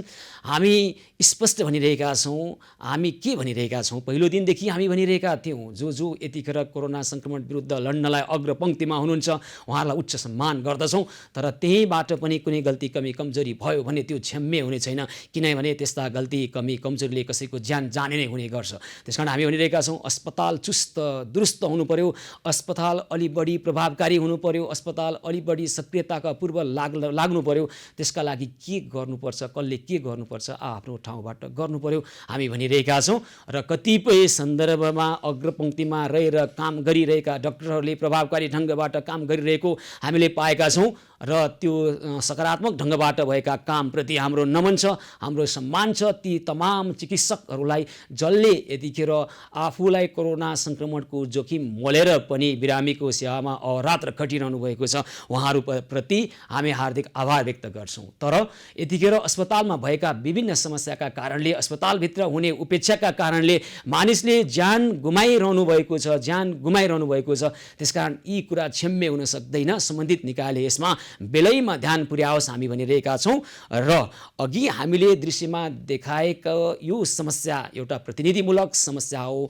सुनिता तामाङ भन्नुभएको छ आफ्नो नाम, उहाँले यो प्रतिनिधिमूलक समस्या हो र यो समस्या यस्ता थुप्रै समस्या छन्। यही समस्या समाधान गर्नका लागि पनि हामीले अभियान सुरु गरिसकेका छौँ, पहल सुरु गरिसकेका छौँ, उहाँको खानाको प्रबन्ध गरेका छौँ र तत्काल उहाँलाई त्यहाँबाट व्यवस्थित गर्न हाम्रा अभियानकर्ताहरू, अभियन्ताहरू, सहयोगी हातहरू ताराबहादुर राणावाटको समन्वयमा लागिसक्नु भएको छ। दर्शकबिन, यतिखेर अर्को एउटा समस्या आएको छ। कतिपयलाई यो समस्या साधारण लाग्न सक्छ, कतिपयलाई आफूलाई परेपछि यो समस्या महत्त्वपूर्ण र गम्भीर लाग्न सक्छ। नुवाकोटको मदानपुर गाविस स्थायी घर भएकी हाल बुढा नीलकण्ठ वडा नम्बर 4 मा बस्ने गणेश कुमारी अधिकारी लामो समयदेखि चोरीको घटना खेप्दै आइरहनु भएको रहेछ। उहाँको घरमा, उहाँका घरभित्रै पसेर चोरी गर्ने व्यक्तिलाई चिन्नुहुन्छ, तर उहाँले न्याय पाइरहनु भएको छैन। सम्बन्धित निकायबाट कुनै चासो नदेखाएको उहाँले भनिरहनु भएको छ।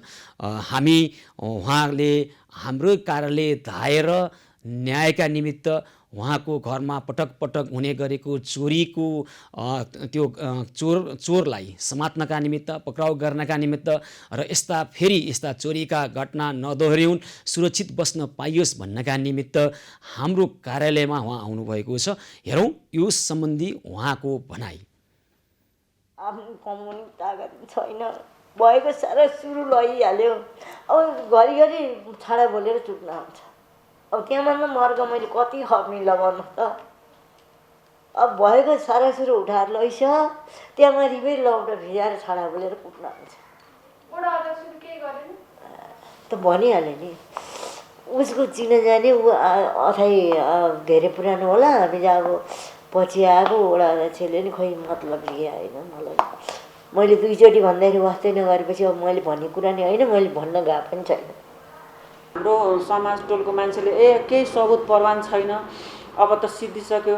उहाँ पुलिस चौकी जाँदाखेरि पनि पुलिसले अब त सिद्धिसक्यो, केही छैन, उसले चोरेकै छैन, तपाईँ उल्टै गाँजा बेच्नुहुन्छ होइन तपाईँ भनेर उहाँ बुढी मान्छेलाई गाँजा बेच्न पायो, रक्सी बेच्न पायो, भट्टी पसल खोल्न पायो, तर उसको घर कसैले फुटाउन त पाएन नि। बेच्न उसको पायो, उसको पनि नियम कानुन हरेक चिज छ, तर घरै कसैको फुटाएर त लान पाउँदैन नि। हाम्रो कार्यालय खोज्दै आउनुभएकी वृद्ध महिला गणेश कुमारी अधिकारी र उहाँको छिमेकी जसले चाहिँ यो घटना थाहा पाउनु भएको छ, सम्बन्धित निकायमा भनिएको छ, तर उल्टै उहाँलाई न्याय दिनुको सट्टा अनेक आरोप लगाएको उहाँले आफ्नो आवाज राख्नुभएको छ। र यसबारेमा हामी बुढा नीलकण्ठ प्रहरी चौकीका इन्चार्जसँग कुराकानी गर्ने प्रयास गरिरहेका छौँ। कृपया मित्रहरूलाई उहाँहरूलाई टेलिफोन लगाउन हामी प्रयास गर्नका निमित्त म आग्रह गर्छु। बुढा नीलकण्ठ प्रहरी चौकीका इन्चार्जसँग कुराकानी गर्ने प्रयास गरौँ। उहाँहरू प्रहरी चौकी पनि जानुभएको कुरा आइरहेको छ र उहाँहरूले आफ्ना समस्या न्याय खोज्नका निमित्त हाम्रो कार्यालयमा धाइसकेपछि हामीले उहाँहरूको आवाज सुनेका छौँ र यो आवाज सम्बन्धित निकायमा राख्ने प्रयास हामी गरिरहेका छौँ। बुढा नीलकण्ठ प्रहरी चौकीका इन्चार्जसँग कुराकानी गर्ने हामी प्रयास गरिरहेका छौँ। कृपया उहाँलाई टेलिफोन लगाउनुहोला म आग्रह गर्छु। र दर्शकवृन्द, यसरी हाम्रो कार्यक्रमको प्रकृति बुढा नीलकण्ठ चौकीका इन्सपेक्टर भूपेन्द्रजी टेलिफोन सम्पर्कमा आउनुभएको खबर मैले प्राप्त गरेको छु। हजुर इन्सपेक्टर साहब नमस्कार, कार्यक्रममा स्वागत छ यहाँलाई। हजुर नमस्कार। हजुर सुशील पाण्डे बोल्दैछु एभिरेज खबर टेलिभिजनबाट। हजुर नमस्कार है, नमस्कार, स्वागत छ कार्यक्रममा। हजुर इन्सपेक्टर साहब, एउटा समस्या आयो बुढा नीलकण्ठबाट है। 4 नम्बर ओडामा बस्ने गणेश कुमारी अधिकारी आज हाम्रो टेलिभिजनको कार्यालय खोज्दै आउनुभएको छ दिउँसो होइन। हामीले उहाँको आवाजलाई राखेका छौँ यहाँ। तपाईँले टिभी हेर्ने मौका पाउनु भएको छैन होला, तपाईँ आफ्नै ड्युटीमा हुनुहुन्छ होला है। म भनिदिन्छु है यहाँलाई घटना के रहेछ भने उहाँको घर नजिक बस्ने एउटा कोही व्यक्ति बारम्बार उहाँको घरमा पसेर चोरी गर्ने, अनि चोरी गरेको कुरा बाहिर भनिस् भने भन्दै धम्क्याउने, तर्साउने, पटक पटक गर्दै आएको कुरा उहाँले गर्नुभएको छ। सबै कुरा खुलाउन सक्नुभएको छैन है। वृद्ध हुनुहुन्छ, सबै कुरा खुलाउन सक्नुभएको छैन। उहाँको छिमेकी पनि सँगै आउनुभएको थियो। उहाँले आफ्नो नाम गोप्य राख्नको लागि आग्रह गरे अनुसार हामीले दृश्यमा उहाँको अनुहारलाई ब्लर गरेर देखाएका छौँ। अब यो बारेमा चाहिँ उहाँले आफ्नो भनाइ राख्नुभयो र यो बारेमा तपाईँले कृपया इन्सपेक्टर साहब बुझ्नुपर्ने भयो।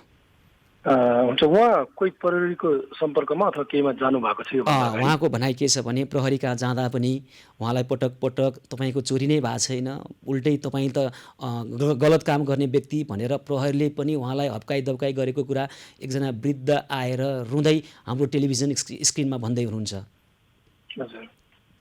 के गर्ने होला भन्नुहोस् त इन्सपेक्टर साहब। उहाँको नम्बर के प्राप्त गर्नुहुन्छ? मसँग पर्सनल्ली चाहिँ हाम्रो कार्यालयमा आएर मसँग रिपोर्टिङ भएको जस्तो मैले आफूले पाएको छैन। हजुर, सकेसम्म प्रहरीले पनि अहिलेको समयमा कोहीले चोरी नै भयो समस्या लिएर आयो भने उसैलाई हप्काएर दप्काएर पठाउने हुन्न, दोहोरो पाटो नै हेर्न पर्ने भयो सर। एकचोटि मैले आफैले पनि मोनिटर गर्छु। म उहाँको टेलिफोन नम्बर यहाँबाट यहाँलाई सार्वजनिक नगरिकन दिन्छु इन्सपेक्टर साहब। अहिले म दिन्न। उहाँले आफ्नो नाम गणेश कुमारी अधिकारी बताउनु भएको छ। उहाँको टेलिभिजन सेट अनि तामाको लोटा लगायतका सामग्रीहरू हराएको छ पछिल्लो समय फेरि होइन। र यो पटक पटक दोहोरिने चोरीको घटना रहेछ उहाँको घरमा। मान्छे चिन्नुभएको छ उहाँले, तर उल्टै उहाँमाथि धाक धम्की भइरहेको छ। प्रहरी कहाँ जानुभएछ अनि जाँदाखेरि पनि प्रहरीसँग अब उहाँको पहुँच कहाँसम्म पुग्न सक्यो है। जानुभयो, के भन्नुभयो, त्यसपछि केही सिप नलागेपछि एभिन्यूज खबर टेलिभिजनलाई सम्झाउनु भएको छ, हामी कहाँ आउनुभएको छ, तपाईँले भन्नुभयो दोहोरो पक्षको कुरा सुन्नुपर्छ। हामी पनि त्यही भनिरहेका छौँ। अर्को पक्षको हामीले परिचय यहाँबाट उहाँको परिचय दिएका छैनौँ। अर्को पक्षको उहाँको आवाज मात्रै सुनेका छौँ, उहाँको गुनासो मात्रै सुनेका छौँ। म तपाईँलाई टेलिफोन नम्बर अनौपचारिक रूपमा दिनेछु इन्सपेक्टर साहब। Thank you sir. यो अब इन्फर्मेसन जसरी पनि प्राप्त गर्ने एकदम राम्रो कुरा हो। हजुरको यो सञ्चार माध्यम, हजुरको कार्यक्रमको थ्रुबाट हामीले इन्फर्मेसन प्राप्त गरेका छौँ। धेरै धेरै धन्यवाद त्यसको लागि, इन्फर्मेसनको लागि पनि। अब यो इन्फर्मेसनमा हामीले काम पनि गर्छौँ र हजुरले रिजल्ट पनि प्राप्त गर्नुहुन्छ। हुन्छ इन्सपेक्टर साहब, धेरै धेरै धन्यवाद छ है यहाँलाई। Thank you sir, thank you very much. धन्यवाद छ। बुढा नीलकण्ठ प्रहरी चौकीका इन्सपेक्टर भूपेन्द्रजीसँग हामी कुराकानी गर्दै थियौँ र यस अगाडि त्यहाँका स्थायी बासिन्दा गणेश कुमारी अधिकारी भन्नुभएको छ उहाँले आफ्नो नाम र हाम्रो टेलिभिजन कार्यालय खोज्दै आउनुभएको रहेछ, कहीँबाट न्याय पाइएन, अब गर्ने के होला। घरमा पटक पटक चोरी भएको छ, चोरी गर्ने मान्छे चिनजानकै मान्छे छ, तर उल्टै धाक धम्की दिएर उहाँको आवाजलाई दबाउने प्रयास भएको छ भनेर रुँदै एक वृद्ध आँसु खसालेर हाम्रो हाम्रो टेलिभिजनको कार्यालयमा आउनुभएको छ र यो आवाज हामीले जस्ताको तस्तै राखिदिउँ, हाम्रा दर्शकहरूका अगाडि देखाइदिउँ र उहाँको समस्या समाधान गर्नका लागि सम्बन्धित निकाय समक्ष पनि हामीले यो कुराको जानकारी गरायौँ। बुढालिनकण्ठ प्रहरी चौकीका इन्चार्जसँग पनि हामीले कुराकानी गऱ्यौँ। उहाँले तत्काल यसमा कारबाही अगाडि बढाएर हामीलाई यसको परिणाम दिन्छु भन्नुभएको छ। यसका लागि हामी उहाँलाई धेरै धन्यवाद भन्न चाहन्छौँ। आदरणीय दर्शकबिन, हामी तपाईँहरूका आवाजलाई सुनेर सम्बन्धित निकायमा ती आवाजलाई पुर्याउने खबर कर्ममा लागिरहेका छौँ।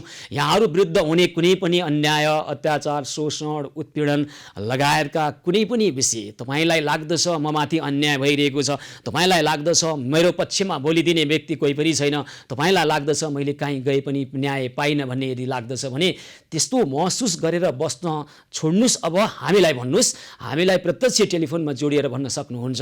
हामी तपाईँको आवाजलाई बुलन्द गर्छौँ। आवाजविहीनहरूको आवाज बुलन्द गर्ने खबरकर्मी हामी खबरकर्म नै गरिरहेका छौँ र तपाईँको आवाजलाई सम्बन्धित निकायमा राख्नका निमित्त हामी प्रयास गरिरहेका छौँ। दर्शकबिन, हामी छौँ कोरोना कभरेज न्युज पहलको यो 79औं दिनमा र सेवा, सहयोग र सद्भावका लागि हामी लकडाउन सुरु भएको पहिलो दिनदेखि नै निरन्तर यहाँहरू सहयोगापेक्षीहरू जसले सहयोग गर्ने मौका दिनुभएको छ, सहयोगी मनहरू जसले निभेको चुलो बाल्नका निमित्त सहयोग गरिरहनु भएको छ, सुत्केरीलाई पौष्टिक आहार खुवाउनका निमित्त, बिरामीलाई औषधि पुर्याउनका निमित्त, शिशुहरूलाई दुध र लिटोको पिठो पुर्याउनका निमित्त र अस्पतालमा उपचार नपाई छटपटाइरहेका व्यक्तिहरूलाई सहयोग, भर्तेक र टेवा दिनका निमित्त सहयोगी मनहरूले सहयोग गरिरहनु भएको छ। सहयोगी हातहरू कोरोना सङ्क्रमणको जोखिमलाई मोलेर भए पनि तपाईँहरूका घर घरमा आएर तपाईँलाई अस्पतालसम्म लगेर उपचार गर्ने प्रबन्ध मिलाइरहनु भएको छ। उहाँहरू सबैको भर्तेक साथ र सहयोगले यो अभियानले सार्थकता पाइरहेको छ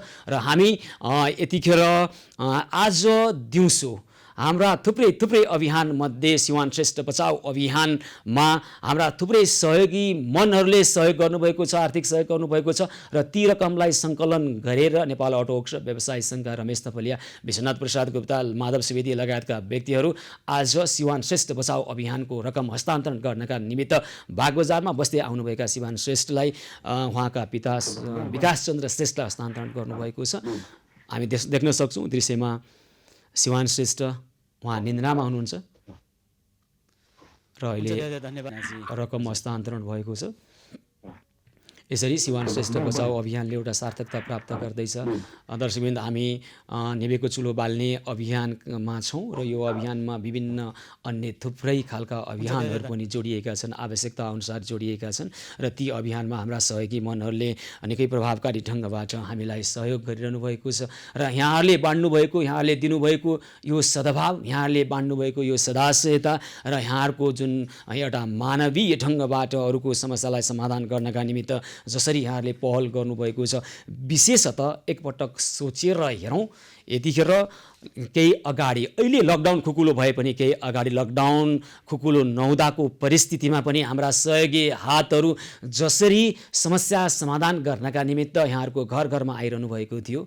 कुनै पनि व्यक्ति घर बाहिर निस्कँदा कोरोना सङ्क्रमणको जोखिम 100% नै हुने गर्छ, 100% नै हुने गर्छ र घरभित्र सुरक्षित भएको त्यो परिस्थितिमा पनि घर बाहिर निस्केर कोरोना सङ्क्रमणको जोखिमलाई पनि मोलेर यहाँहरूको घर घरमा खाद्यान्न ल्याइदिने, यहाँको घर घरमा औषधि पुर्याइदिने, अस्पतालमा गएर चेक जाँचको व्यवस्था गरिदिने हाम्रा सहयोगी हातहरू जो निस्वार्थ ढङ्गबाट लागिरहनु भएको छ, उहाँहरूलाई नमन गर्नै पर्छ। यो समाजले उपेक्षा गर्नुहुन्न। उहाँहरूको यो प्रशंसनीय कार्यका लागि हामी त भनिरहेका छौँ, हामी उहाँहरूको यो पुण्य कर्मका लागि उच्च प्रशंसा गर्न चाहन्छौँ। हिजो कुनै अन्य प्राकृतिक प्रकोपमा सहयोग गरे जस्तो होइन, यो परिस्थितिमा बाहिर निस्किँदा आफैलाई कोरोनाको सङ्क्रमण हुने जोखिम हुँदै पनि उहाँहरू जसरी काम गरिरहनु भएको छ, यसका लागि हामी उहाँहरूलाई आभार व्यक्त गर्न चाहन्छौँ। धेरै धेरै धन्यवाद भन्न चाहन्छौँ। तपाईँहरूले दिनुभएको यो उदाहरण र यो सन्देशका निमित्त हामी धेरै धेरै धन्यवाद भन्न चाहन्छौँ। दर्शकबिन, झापामा रहनुभएका हाम्रा एकजना सहयोगी हात उत्तम कुमार राजवंशीले गर्नुभएको सहयोगको बारेमा हामीले एउटा भिडियो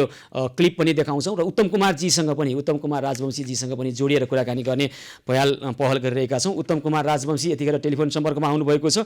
म उहाँलाई स्वागत गर्छु। हजुर उत्तमजी, नमस्कार, कार्यक्रममा स्वागत छ यहाँलाई। धन्यवाद सुशील सर, नमस्ते। नमस्कार। ल भन्नुहोस् त पछिल्लो समय अब हामी आज 49औं दिनमा काम गरिरहेका छौँ, यहाँहरू जसरी प्रभावकारी ढङ्गबाट लागिरहनु भएको छ यसका लागि हामी आभार व्यक्त गर्छौँ। पछिल्लो समय यहाँले के कस्तो सहयोग गर्नुभयो, हाम्रो अभियानसँग जोडिएर कस्ता परिस्थितिमा रहेका व्यक्तिहरूलाई कसरी सहयोग गर्नुभयो त्यो भन्नुहोस् त। यो तपाईँको कोभिड-19 को क्रममा जुन तपाईँको एभिन्यूसँग तपाईँको चुलो बाल्ने अभियानमा तर तपाईँको अरू विभिन्न खालको समस्याहरू समाधान गर्ने क्रममा आज मेरो पनि 95 दिन पुग्दैछ होइन सर। अनि यही क्रममा तपाईँको धेरै समस्याहरू समाधान हामीले गरेका छौँ। त्यसमा पनि तपाईँको विभिन्न प्रकृति खालका समस्याहरू छन्। त्यसमध्ये पनि हालसालै हिजो अस्तिको दिन हाम्रो एउटा समस्या आएको थियो। बिट्टामोड नगरपालिका 1 नम्बरका माया कुँवर जुन 47 वर्षका हुनुहुन्छ, उहाँका 28 वर्षीय छोरा रेवत कुँवर, कोपिलाको छोरी कोपिला कुँवर 25 वर्षीय होइन, उहाँहरूको खाद्यान्न त समस्या छँदैछ। उहाँ खाद्यान्न समस्याको इन्फर्मेसन आउँदाखेरि हामीले त्यसलाई मैले गएर वस्तु निरीक्षण गर्दाखेरि उहाँको घरको अवस्था हेर्दाखेरि दयनीय नै छ। अब जेठो छोरो तपाईँको लगभग 10-12 वर्ष अगाडि तपाईँको एक्सिडेन्टमा परेर उहाँको खुट्टा नचल्ने अवस्थामा हुनुहुन्छ भने कोपिला छोरी 25 वर्षको छोरी जुन तपाईँको आगोमा अलिकति डढेको के कारणले डढेको थियो मैले बिर्सेँ होला अलिकति, जे होस् तपाईँको डढेको थियो। त्यसले गर्दाखेरि उपचारको क्रममा उहाँहरूले आफ्नो हैसियत अनुसार उहाँहरूले उपचार गर्नुभयो। त्यो पुरानो भए रोगले गर्दाखेरि अहिले पनि उहाँहरूको अलिकति पुरानो भएकोले गर्दाखेरि समस्या त छ, तर पनि 28 वर्ष र 25 वर्षको छोराछोरीको समस्या हेर्दाखेरि माया कुँवर चाहिँ अलिकति पीडित हुनुहुन्छ होइन। त्यसले गर्दाखेरि मैले उहाँहरूको छोरा र छोरी दुइटैलाई आश्वासन दिएँ, ठिकै छ तपाईँहरू भन्दा पनि अरू पनि तपाईँहरू त पूर्ण अपाङ्ग त हुनुहुन्न, त्यही पनि तपाईँहरूलाई केही पनि भोलिको दिनमा समस्या पऱ्यो भने हामीलाई सम्झिनुहोस्। तपाईँको लागि साथ हामी पछि पनि निरन्तरता दिँदछौँ। र उहाँको माया कुँवरको श्रीमान राजकुँवर लकडाउनको अगाडि उहाँ चाहिँ तपाईँको बम्बई कि कहाँ जानुभयो। उत्तमजी, उहाँलाई तपाईँले के सहयोग गर्नुभयो? तपाईँले माया कुँवरका छोराछोरीलाई मैले उहाँलाई तत्काल चाहिँ अहिले खाद्यान्न सहयोग गरेको छु होइन। ग्यास चाहिँ 1-2 दिनलाई छ, अनि मैले केही खबर गरेको छु भने तपाईँको ग्यास जुन दिन सकिन्छ त्यही दिन मलाई इन्फर्मेसन गर्नु होला। त्यो मैले त्यही दिन नै ग्यास नै उहाँको समस्या समाधान गर्छु। र अरू पनि कुनै बेला अरू पनि कुनै उहाँको समस्या मलाई उहाँहरूले समस्या दर्शाउनु भयो भने त्यो समस्या पनि म उहाँहरूलाई समस्या समाधान गर्छु सर। अनि औषधिको बारेमा उहाँलाई के गर्नुभयो? हामी दृश्यमा देखिरहेका छौँ उहाँहरू अहिले औषधिको मामलामा चाहिँ अब तपाईँको दुइटै छोरा चाहिँ तपाईँको अलिकति पूर्ण अपाङ्ग चाहिँ हुनुहुन्न, अलिअलि हिँड्न सक्नुहुन्छ। उहाँले चाहिँ अलिकति मैले उहाँलाई भने तपाईँले सुतेर मात्रै हुँदैन, अलिकति तपाईँले पनि आफ्नो जिउलाई एक्टिभ बनाउनु पर्यो, छोरीलाई पनि अलिकति हिडुल गराउनु पर्यो होइन। त्यसले गर्दाखेरि यो बिस्तारै के भएको रहेछ उहाँहरूलाई वास्तवमा भएको चाहिँ के रहेछ उत्तमजी?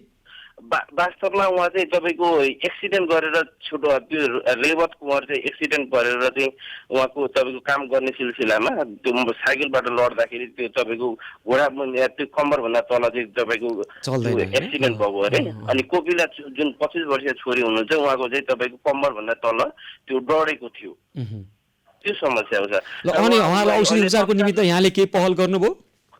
अहिले उपचारको लागि चाहिँ पहल गरेका छैन सर। उहाँलाई चाहिँ अहिले तपाईँको तत्काल चाहिँ खाद्यान्नको समस्या उहाँहरूले भन्नुभयो र उहाँहरूलाई तपाईँको हामीले उपचारको क्रममा जाँदाखेरि उहाँको छोरीको र छोराको लगभग पुरानो लगभग 14-15 वर्ष अगाडिको यो घटना रहेछ होइन। त्यो पुरानो भएकोले गर्दाखेरि त्यही पनि हामीले ठिकै छ तपाईँहरू नै जानुहुन्छ भने हस्पिटल नै या जानुहुन्छ भने कुनै हामी प्रदान गरौँला मैले उहाँहरूलाई आश्वासन दिएको छु।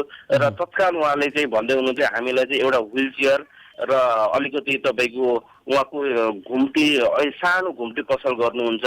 अनि मैले भने ठिकै छ तपाईँको आय स्रोतको बाटो हामीले सधैँ सरकारले पनि या हामीले पनि सधैँ सहयोग गर्न सक्दैनौँ, तर पनि तपाईँले केही गरेर खानुहुन्छ भने तपाईँको जुन घुम्टी व्यवस्था दोकान छ त्यसलाई चाहिँ बरु अलिकति हामीले सहयोग गरेर त्यसलाई चाहिँ अलिकति विस्तृत रूपमा काम गर्नुहोस् भनेर मैले आश्वासन दिएको छु। र उहाँको छोरीलाई चाहिँ कोपिला कुँवरलाई चाहिँ तत्काल तपाईँको एउटा व्हील चेयर र रेवतलाई चाहिँ तपाईँको त्यो जुन तपाईँको स्ट्यान्ड हुन्छ त्यो स्ट्यान्ड छँदैछ र छोरीलाई घुमाउने चाहिँ व्हिल चेयरको आवश्यकता छ र त्यो पनि म व्यवस्था गर्छु सर। हुन्छ उत्तमजी, ल उहाँहरूलाई अहिले परेको समस्या समाधानका लागि तपाईँले जुन पहल गर्नुभयो व्हिल चेयरको व्यवस्थादेखि सबै व्यवस्थाका निमित्त तपाईँले पहल गर्नुभयो। अर्को कुरा उहाँहरूको जीविकोपार्जनका लागि दीर्घकालीन रूपमा हुन सक्ने किसिमको जस्तै घुम्ती पसलको लागि केही सरसहयोगको आवश्यकता छ भन्नुभएको छ भने त्यसको लागि के गर्न सकिन्छ?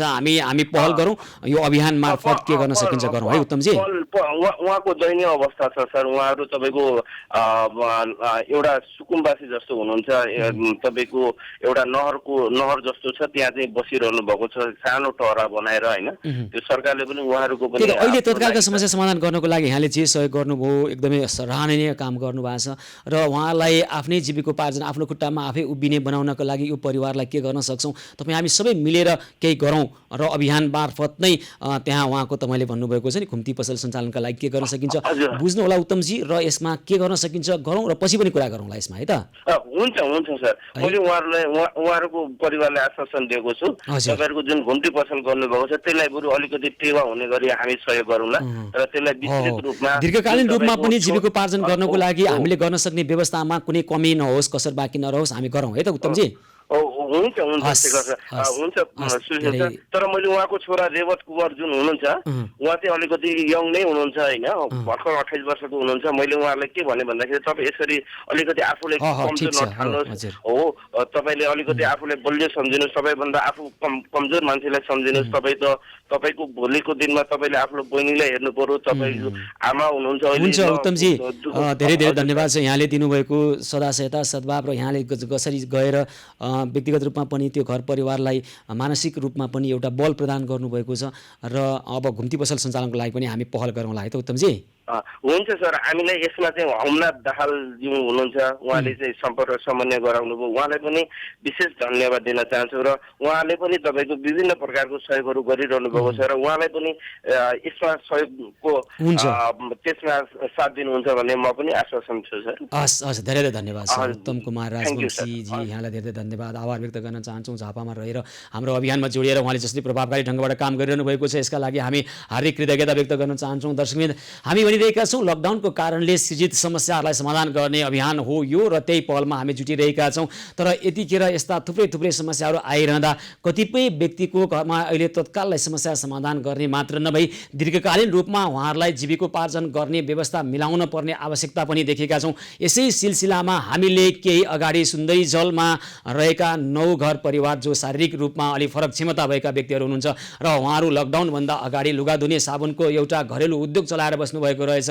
अहिले त्यो घरेलु उद्योग बन्द भएको छ र घरेलु उद्योगका लागि घरेलु उद्योग पुनः सञ्चालन गर्नका निमित्त हामीले हाम्रा सहयोगी हातहरू मार्फत त्यहाँ पहल गरिरहेका छौँ र अबको केही दिनमा हामी घरेलु उद्योगलाई सञ्चालन गरेर छाड्नेछौँ। त्यसै गरी तिलगङ्गा क्षेत्र र पशुपति क्षेत्रमा अलपत्र परेकाहरू जो रूपक बानिया हाम्रो अभियानसँग जोडिएर रूपक बानियाजीले नवदुर्गा पार्टी प्यालेसमा आश्रय स्थल बनाउनु भयो, त्यहाँ आश्रय स्थलको रूपमा प्रयोग गर्ने हामीले पहल मार्फत त्यहाँ सञ्चालन गरेका थियौँ। त्यहाँ पनि जान नचाहने तिलगङ्गा क्षेत्र र पशुपति क्षेत्रमा रहेका व्यक्तिहरू जो हुनुहुन्छ उहाँहरूलाई त्यहीँ बस्न चाहनुहुन्छ। उहाँहरू विभिन्न अवस्थामा त उहाँहरू विभिन्न दुर्व्यसनमा फस्नु भएको रहेछ, उहाँहरू त्यहीँ बस्न चाहनुभएको हामीले बुझ्यौँ र नवदुर्गा पार्टी प्यालेसमा गएर उहाँहरू बस्न चाहनु भएन, किनभने उहाँहरूलाई स्वतन्त्र जीवन मन पर्दो रहेछ। त्यसकारण उहाँहरू त्यहीँ बस्न चाहिसकेपछि हामीले अर्को व्यवस्था गरेका छौँ। त्यहाँ रहेका व्यक्तिहरूलाई रूपक बानिया, कौशल फुयाल र मातृका प्याकुरेलजीको समन्वयमा घर निर्माण क्षेत्रमा काम लगाउन सुरु गरिएको छ। उहाँहरू दिनभरि घर निर्माण क्षेत्रमा काम गर्नुहुन्छ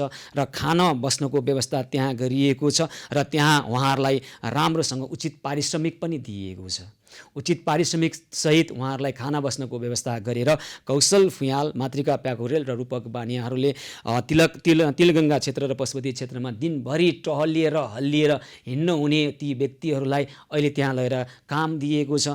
उहाँहरूले मागे अनुसारको चले अनुसारको उचित ज्याला दिएको छ र खाना बस्ने व्यवस्था पनि गरिएको छ र यी व्यक्तिहरू जो अलपत्र अवस्थामा त्यहाँ रहनुभएको छ उहाँहरूको व्यवस्थापन भएको छ र हामी यसरी काम गरिरहेका छौँ। आदरणीय दर्शकवृन्द, अहिलेका समस्या मात्र मात्र नभई दीर्घकालीन रूपमा पनि समस्या समाधान गर्नका निमित्त त्यस्ता ठाउँमा पनि हामी विभिन्न अभियान मार्फत समस्या समाधानको पहलमा जुटिरहेका छौँ र कोरोना करेब न्युज पहलको यो 79औं श्रृङ्खला आज हामी यहाँहरूका साथ सहयोग वर्धक र यहाँहरूकै सद्भावले हामी यो आजको यो कार्यक्रममा यहाँहरूले राख्नुभएको बिहानदेखि राख्नुभएका यी समस्या समाधान गर्ने पहलमा निरन्तर जुटिरहेका छौँ। विभिन्न खालका अभियानमा निरन्तर खटिरहेका छौँ। कोरोना करेब न्युज पहल निरन्तर जारी रहनेछ। हामीसँगै रहनुहोला।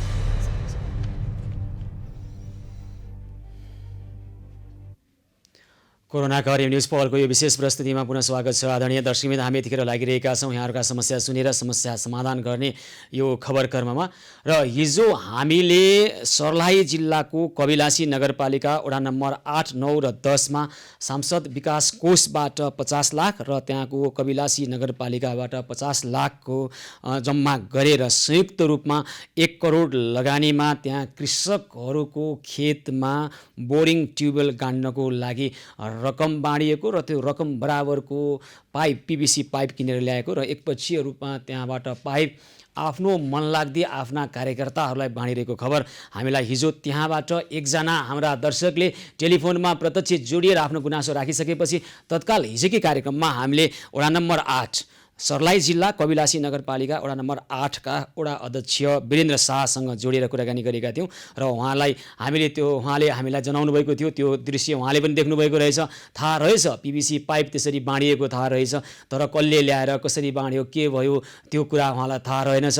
आज बुझेर हिजो उहाँले भन्दै हुनुहुन्थ्यो म आज बुझेर हामीलाई जानकारी गराउँछौँ भन्दै हुनुहुन्थ्यो र हामी केही समयपछि वीरेन्द्र शाहसँग जोडिएर कुराकानी गर्ने प्रयास गर्छौँ। र दर्शकवृन्द, हामीले केही समय अगाडि जैसी टेबल बस्ने सुन्तली तामाङ जो चाहिँ उहाँको स्वास्थ्य अवस्था निकै नाजुक अवस्थामा रहेको खबर हामीले प्राप्त गरेपछि उहाँलाई पाठेघरको सायद क्यान्सर भएको अत्याधिक अन्तिम अवस्थामा पुग्नुभएको रहेछ।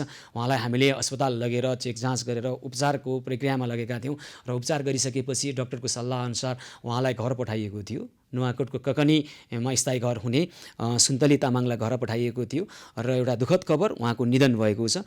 र उहाँको निधन भएपछि उहाँकै छोरी माया तामाङ काठमाडौँमा बस्दै आउनुभएको माया तामाङ उहाँको अवस्था निकै नाजुक, घरसम्म जान नसक्ने परिस्थितिको अवस्थामा माया तामाङ पुनः हाम्रो सम्पर्कमा आउनुभयो र लक्ष्मी महतको समन्वयमा माया तामाङलाई आज हामीले उहाँलाई रु 7,000 खर्च दिएर घर जानको लागि हामीले उहाँलाई घर पठाएका छौँ। सुन्तली तामाङको निधनप्रति हामी श्रद्धा सुमन व्यक्त गर्छौँ र माया तामाङलाई सहयोग गर्नुहुने लक्ष्मी महत लगायत सम्पूर्ण व्यक्तिलाई हामी हार्दिक आभार व्यक्त गर्छौँ। दर्शकवृन्द, यतिखेर हामी सर्लाही जिल्ला कबिलास नगरपालिका वडा नम्बर 8 का वडा अध्यक्ष वीरेन्द्र शाह प्रत्यक्ष टेलिफोन सम्पर्कमा आउनुभएको छ। म उहाँसँग कुराकानी गर्छु। हजुर वडा अध्यक्षज्यू नमस्कार, कार्यक्रममा स्वागत छ यहाँलाई। हजुर नमस्कार, यहाँलाई पनि स्वागत छ। हजुर ल, अब हिजो हामीले कुराकानी गरेका थियौँ वडा अध्यक्षज्यू सर्लाही जिल्ला कबिलासी नगरपालिका वडा नम्बर 8, 9 र 10को यो घटना होइन। हिजो म एकचोटि दोहोऱ्याउन चाहन्छु है, हिजो त्यहाँबाट एकजना नाम नभन्ने शर्तमा एकजना स्थानीयवासीले हामीलाई खबर गर्नुभयो त्यहाँ चाहिँ सांसद विकास कोषबाट 50 लाख र नगरपालिकाले 50 लाख हालेर कृषकहरूको जग्गामा खेतमा बोरिङ ट्युबवेल गाड्नको लागि रकम आएको, त्यो अनुसारको PVC पाइप आएको, तर त्यहाँ अब वडा अध्यक्षज्यू यहाँकै जानकारी बिना बाँडिएको खबरहरू आएको थियो। त्यो बारेमा थप बुझेर म खबर गर्छु भन्नुभएको थियो हिजो। यहाँले के पाउनुभयो वडा अध्यक्षज्यू त्यहाँ? हजुर, त्यहाँ हामीले नगरपालिकामा सम्पर्क गर्दा आज त्यहाँ चाहिँ हाम्रो वाडा बाहेक जम्मा 2टा वार्ड अझै यो महेन्द्रजीको संस्था क्षेत्रमा पर्छ। अनि त्यहाँ चाहिँ 9 नम्बर वाडामा उहाँको समिति गठन भएको छ, त्यहीँको चाहिँ सम्झौता भएको छ। त्यो मलाई त्यहाँ आज नगरपालिकामा जानकारी भयो र चाहिँ हाम्रो वाडामा जुन हिजोको घटना छ नि, अनि म त्यहाँ बुझ्न जाँदा 1-2 जनासँग असुली गरेको हामीलाई पनि थाहा भएको छ। अब चाहिँ त्यो चाहिँ उजुरी दिने मान्छेहरूले नगरपालिकामा पनि सामूहिक 2-4 जनाले त्यहाँ मेयर साहबसँग ध्यान आकर्षण पनि गराउनु भएको छ। यो चाहिँ सत्य हो, हामीले पनि त्यसमा बुझ्दाखेरि हामीलाई पनि थाहा भएको हो। हजुर, अनि किन यस्तो घटना भयो त? अब सांसद विकास कोषमा को ठुलो दुरुपयोग हुन्छ भन्ने कुरो राष्ट्रिय बहसको विषय, हामीले नि धेरै पटक बहस गऱ्यौँ होइन। अब यी प्रमाणहरू फेला परेका छन्। अब मलाई 2टा सहयोग गर्नु पर्यो। एउटा तपाईँले यो किन भयो भन्ने कुरा भनिदिनु पर्यो, अर्को चाहिँ मलाई मेयर साहबको नम्बर दिनु पर्यो, टेलिफोन नम्बर दिनु पर्यो। मेयर साहबसँग कुरा नगरी नहुने अवस्था पो देखियो त। हजुर, ल भन्नुहोस् त। नम्बर दिनुहुन्छ भने कौशल किशोर यादव। कौशल किशोर यादव। ल दिनुहोस् त। मेरो साहबको नम्बर 98 98 540 35 8 29। 35 8 29। कृपया मित्रहरूलाई यो टेलिफोन नम्बरमा टेलिफोन गर्नको लागि आग्रह गर्छु। कौशल किशोर यादव कबिलासी नगरपालिका सर्लाहीका मेयर साहब हुनुहुन्छ। 98 540 35 8 29 होइन त? 8 29 होइन? 829 अन्त्यमा। हजुर हजुर वीरेन्द्रजी मलाई सुनिरहनु भएको छ? वीरेन्द्रजीसँग कुराकानी गर्नुपर्नेछ। वीरेन्द्रजीसँगै कुराकानी गर्न बाँकी छ, उहाँसँग कुराकानी गरौँ। किनभने त्यहाँ 1-2जनासँग असुली गरेको प्रमाण त उहाँले फेला पार्नुभएको रहेछ, उहाँले पनि स्वीकार्नु भएको छ। यो खालको भ्रष्टाचारको एउटा नमुना हो यो खालको भ्रष्टाचार भएको छ र आफ्नो कार्यकर्तालाई बाँड्ने किसिमबाट सांसदको विकास कोषको रकम हिनामिना भएको छ र त्यहाँको नगरपालिकाले गरेको खर्च गरेको रकम पनि हिनामिना भएको छ। नेपाली जनताको करबाट तिरेको पैसाबाट उठेको राजस्वमा यस्तो त गर्न नहुने। यतिखेर सर्लाही जिल्ला कबिलासी नगरपालिकाका मेयर साहब कौशल किशोर यादव टेलिफोन सम्पर्कमा हुनुहुन्छ।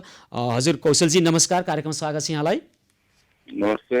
म सुशील पाण्डे बोल्दैछु एबी न्युज खबर टेलिभिजनबाट। मेयर साहब यहाँ प्रत्यक्ष बोलिरहनु भएको छ है? हजुर। तपाईँको नगरपालिकाबाट एउटा गुनासो आएको थियो मेयर साहब हिजो। भन्दै जानु न।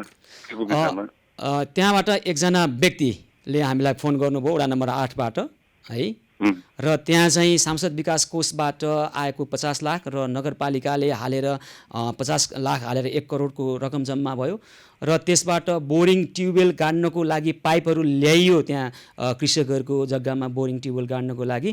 तर त्यहाँ आफ्नो मनलाग्दी ढङ्गबाट होइन कार्यकर्ताहरूले पैसा असुल गरेर ती पाइपहरू वितरण गरेका खबरहरू आएका थिए हामीलाई। आज वडा नम्बर 8का वडा अध्यक्ष वीरेन्द्र शाहसँग पनि हामीले कुराकानी गऱ्यौँ। त्यसको वास्तविक रहेको कुरा वडा अध्यक्षले पनि भनिरहनु भएको छ। त्यो खालको अनियमितता किन भयो मेयर साहब? पहिला यो कुरा भन्नुहोस्, तपाईँ त एबी न्युज होइन, टिभी होइन, तपाईँलाई मेरो एउटा आग्रह छ होइन, एकतर्फी कुरा सुनेर न्युज प्रसारण नगरिदिनु होइन, मेरो आग्रह। मैले आग्रह गरिरहेको छु। यो निराधार अतिरञ्जित बनाएर तपाईँको कुनै व्यक्तिले तपाईँको फोन गर्दा तपाईँले न्युज सम्प्रेषण गरिदिनु भयो। म यो न्युजमा खेद व्यक्त गरिरहेको छु तपाईँले। अब मेयर साहब मेरो कुरा सुन्नुहोस् त, मेरो कुरा सुन्नुहोस् न। एकपछि भए तपाईँलाई म टेलिफोन गर्थेँ यहाँबाट, एकपछि भए मेयर साहब मैले तपाईँलाई टेलिफोन गर्थेँ यहाँबाट। भन्नुहोस् त। हो त, त्यही त गुनासो आयो र तपाईँलाई मैले टेलिफोन गरेँ। कृपया तपाईँ यो सच्याउनुहोस्, यो एकपक्षीय कुरा होइन मेयर साहब। मैले तपाईँलाई सोधिरहेको छु, तपाईँको कुरा मैले राख्न दिइरहेको छु। ल भन्नुहोस्। तपाईँको जो न्युज सम्प्रेषण हो आज बिहान होइन, हिजै सम्प्रेषण, यो एकदम निराधार कुरा। कुनै व्यक्तिकोमा आएन पनि यो कुरा। तपाईँको हाम्रो यो क्षेत्र विकास कोष तपाईँको हाम्रो 2 नम्बर सर्लाही जिल्ला 2 नम्बर क्षेत्रबाट होइन, पहिला त हाम्रो राजपा थियो, अहिले त राजपा र मलाई अरू कुरो चाहिएन मेयर साहबले। एउटा कुरा सुनिदिनुहोस् न, कृपया सुन्नुहोस् न मेयर साहब। त्यहाँबाट गुनासो आइसकेपछि सुन्नुहोस्, त्यहाँबाट गुनासो आइसकेपछि सुन्नुहोस्, मेरो कुरा सुन्नुहोस् न। पहिला तपाईँले एकपछि भन्नुभयो, खेद व्यक्त गर्नुभयो। खेद व्यक्त गरिरहनु परेन क्या, किन दुःख गर्नुहुन्छ? मैले तपाईँलाई के भनेको भने त्यहाँबाट गुनासो आइसकेपछि हामीले तपाईँलाई टेलिफोनमा जोडिरहेका छौँ, अनि एकपछि कसरी भयो मेयर साहब?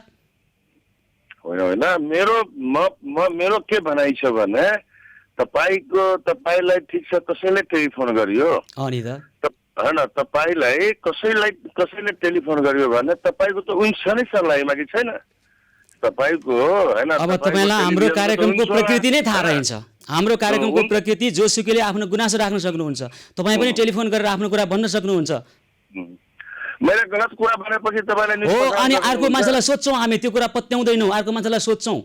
यो कुरा त्यहाँबाट गुनासो आइसकेपछि तपाईँलाई सोधे हो नि त मेयर साहब। ल भन्नुहोस् न, तपाईँ कुरा भन्नुहोस्। अब तपाईँ एकतर्फै बोल्नुहुन्छ भने किन फोन गर्नुभयो मलाई त? तपाईँका कुरा सुन्नलाई गरेको तपाईँ गलत आरोप लगाइरहनु भएको छ मेयर साहब। होइन, तपाईँ आफै बोलिरहनु भएको छ। ल भन्नुहोस् न, तपाईँ कुरा भन्नुहोस्। अब मेयर साहब तपाईँ आफ्नो कुरा भन्नुहोस्, दोष नलगाउनुहोस् के। तपाईँलाई भनिरहेका छौँ हामी, तपाईँको कुरा सुन्नलाई फोन गरिरहेका छौँ, आरोप नलगाउनुहोस्। भन्नुहोस्, तपाईँलाई मैले समय दिएँ भन्नुहोस्, तपाईँलाई मैले समय दिएँ भन्नुहोस्।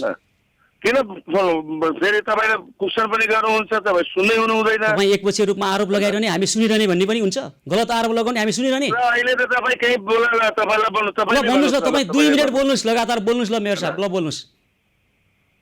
तपाईँको मेरो के भनाइ छ भने, ठिक छ मैले नै फोन गर्यो, कसैले फोन गर्यो भने तपाईँको हुन्छ होइन। तपाईँ हामीलाई पत्रकारिता नसिकाउनुहोस्, आफ्ना कुरा भन्नुहोस् न मेयर साहब। गर्नुहोस् कृपया। तपाईँले पत्रकारिता सिकाउनु परेन, आफ्ना कुरा भन्नुहोस् न मेयर साहब, भन्नुहोस् त। सुन्नुहोस् न, फेरि 2 मिनट तपाईँ भन्नुभयो, अनि फेरि तपाईँ आरोप लाउन थाल्नुभयो, आफ्नो खण्डन भन्नुहोस् न। ल 2 मिनट भन्नु अनि आफै बोल्नु। अनि आरोप लगाइरहने हामीलाई, बारम्बार गलत आरोप लगाइरहने, तपाईँ पत्रकारिता सिकाइरहने हामीलाई। तपाईँलाई सिकाउनु पर्दैन क्या पत्रकारिता, हाम्रो के छ के छैन, तपाईँ आफ्नो कुरा भन्नुहोस् न मेयर साहब। पत्रकार सुन्नुहोस् न, पत्रकारलाई जे पनि गर्न पाइँदैन। तपाईँलाई जे पनि के गर्यौँ, तपाईँलाई के गर्यौँ मेयर साहब, तपाईँमाथि आएको आरोप, तपाईँलाई प्रश्न गरिरहेका छौँ, टेलिफोन गरेर तपाईँमाथि के गर्यौँ। विभिन्न निकायहरू छ होइन, तिहार छ, जिल्ला प्रशासन। तपाईँ जनप्रतिनिधि हो, जनताको गुनासो तपाईँलाई सिधै राखेका छौँ, भन्नुहोस् आफ्नो कुरा। म भनिरहेको छु, भन्नुहोस् न त, तपाईँ भन्नुहोस्, पत्रकारिता सिकाउन नथाल्नुहोस् मेयर साहब, अरूलाई आरोप लगाउन नथाल्नुहोस्, आफ्नो कुरा भन्नुहोस्, आफ्नो कुरो भन्नुहोस् भने। ल सुरु भयो भन्नुहोस्, ल भन्नुहोस्, सुरु भयो तपाईँको समय, भन्नुहोस् न। त्यो गुनासो यहाँ पनि आएको थियो होइन। गुनासो आउँदाखेरि हामीले के गर्यो, सबै कृषकलाई बोलायो, हजुर सबै कृषकलाई बोलाएर हामी सोध्यो, त्यस्तो कुरा छैन होइन, स्पष्ट भनेछ मसित। मेरो यहाँ पनि जब कम्प्लेन आएपछि तपाईँको त्यो वाडाको सबै कृषकलाई बोलायो। अनि के छ भने वास्तविक मतलब कुरा के छ भने, होइन त्यो झुटो कुरा हो होइन, त्यसमा त्यो निराधार कुरा हो, स्पष्ट आएको छ के। म बिहानै बसेको थियो यो विषय लिएर, म बिहानै बसेको थियो। मेरो एउटा कुरा के छ भने भनाइ होइन, फेरि तपाईँ डिस्टर्ब नहुनु होला के। मेरो कुरा के छ भने भनाइ, सबै निकाय छ, नगरपालिकालाई हेर्ने सबै निकाय छ, इस्टिमेट छ होइन, काम भइरहेछ। देश लकडाउनको अवस्था थियो, त्यो सप्लायर तपाईँको सानो सानो सामान जाली हुन्छ होइन। जाली के हुन्छ भने त्यो जाली तपाईँको लकडाउन थियो त पाइरहेको थिएन। हाम्रो यता जुन एउटा बोर्डिङ छ तपाईँको, यो हाम्रो होइन, यो कृषि अभियान हो, कृषि रोजगारी अभियान छ हाम्रो होइन। अनि मिस्त्री त त्यो पेट्रोल गर्छ, इन्जिनियरले त पेट्रोल गर्दैन। मिस्त्रीहरू जुन जनान गर्ने होइन, हाम्रो जुन जनान गर्ने टेक्निसियन हुन्छ, त्यो पेट्रोल छ नि उनीहरूको। अब कम लेयर छ तपाईँको, बालुवा छ भने त्यसलाई फिल्टरलाई फोरेर होइन, जाली बाँधेर अनि तपाईँको त्यो जडान गरिदिन्छ, किनकि त्यसमा पानी जाँदै दिन्छ होइन। त्यो सानो सानो सामानहरू हाम्रो सप्लायरले भनिदिएको थियो र यो कारणले तपाईँ मिस्त्रीलाई नरोक्नु। म आजको कृषकको भनाइ होइन, त्यो सप्लायर आफै भने थियो बिल राख्नु होला, म आएपछि तपाईँको पैसा पनि पेड गरिदिन्छु। त्यो सानो सामान तपाईँको 1000, 1100, 1200को छ होइन, त्यो कुनै ठुलो कुरा छैन। त मैले भन्यो यस्तो कुरा आएछ, 5000, 7000, 8000 को कुरा आयो होइन, एकदम गल्ती हो, एकदम गल्ती हो।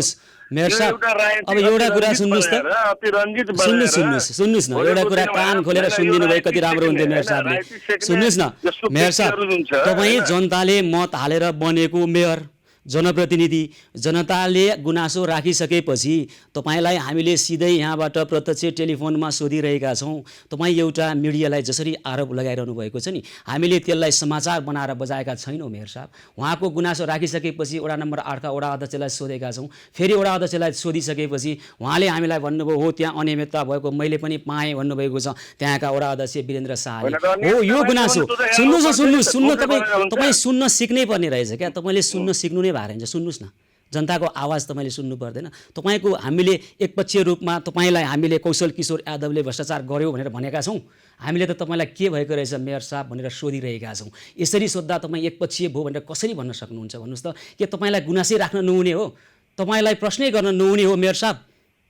हो भन्नुहोस् त। प्रश्न गर्ने हामी उत्तर नदिने, अनि उत्तर त के दिइरहनु भएको छ? तपाईँ त गाली गरिरहनु भएको छ, मिडियालाई आरोप लगाइरहनु भएको छ, हामीलाई पत्रकारिता सिकाइरहनु भएको छ। त्यहाँबाट आएको गुनासो तपाईँलाई टेलिफोन मार्फत राख्दाखेरि एकपक्षीय कसरी हुन्छ मेयर साहब? त्यो भन्नुहोस् त, एकपक्षीय कसरी हुन्छ? तपाईँका सुझाव चाहिएन, तपाईँ राम्रोसँग राजनीति गर्नुहोस्, तपाईँ राम्रोसँग राजनीति गर्नुहोस् भने धेरै सुझाव चाहिएन तपाईँको। सुन्नुहोस् न, तपाईँको सुन्नुहोस्, तपाईँको त्यहाँ जनताले गुनासो गरिसकेपछि मेयर साहब कुरा सुन्नुहोस् है, तपाईँको जनताले त्यहाँ गुनासो गरिसकेपछि तपाईँलाई सोध्नु नहुने तपाईँ को हो? तपाईँ हो को भन्नुहोस् त ल तपाईँ को भने भन्नुहोस् तपाईँ हो को प्रश्न सोध्नु नहुने त्यहाँका जनताले आएको गुनासो राख्नु नहुने तपाईँ हो को तपाईँ को हो भन्नुहोस् भने क्या तपाईँ को नयाँ राजा हो तपाईँ यो मुलुकको तपाईँसँग प्रश्न राख्नु हुने तपाईँ को तपाईँ जनप्रतिनिधि हो भने जनताका गुनासो सुन्नुहोस् होइन भने छोड्नुहोस् त्यो पद सुन्नुहोस् मेयर साहब सुन्नुहोस् न तपाईँ हो चाहिँ को आखिर तपाईँ को आखिर तपाईँलाई सोध्दै नहुने तपाईँ को तपाईँलाई प्रश्नै सोध्नु नहुने तपाईँ को तपाईँ जनताको प्रतिनिधि हो कि होइन तपाईँ जनताको प्रतिनिधि हो कि होइन त्यो जवाब दिनुहोस् तपाईँ जनताको प्रतिनिधि हो कि होइन तपाईँ जनताको प्रतिनिधि हो कि होइन भन्नुहोस् न मलाई भन्नुहोस्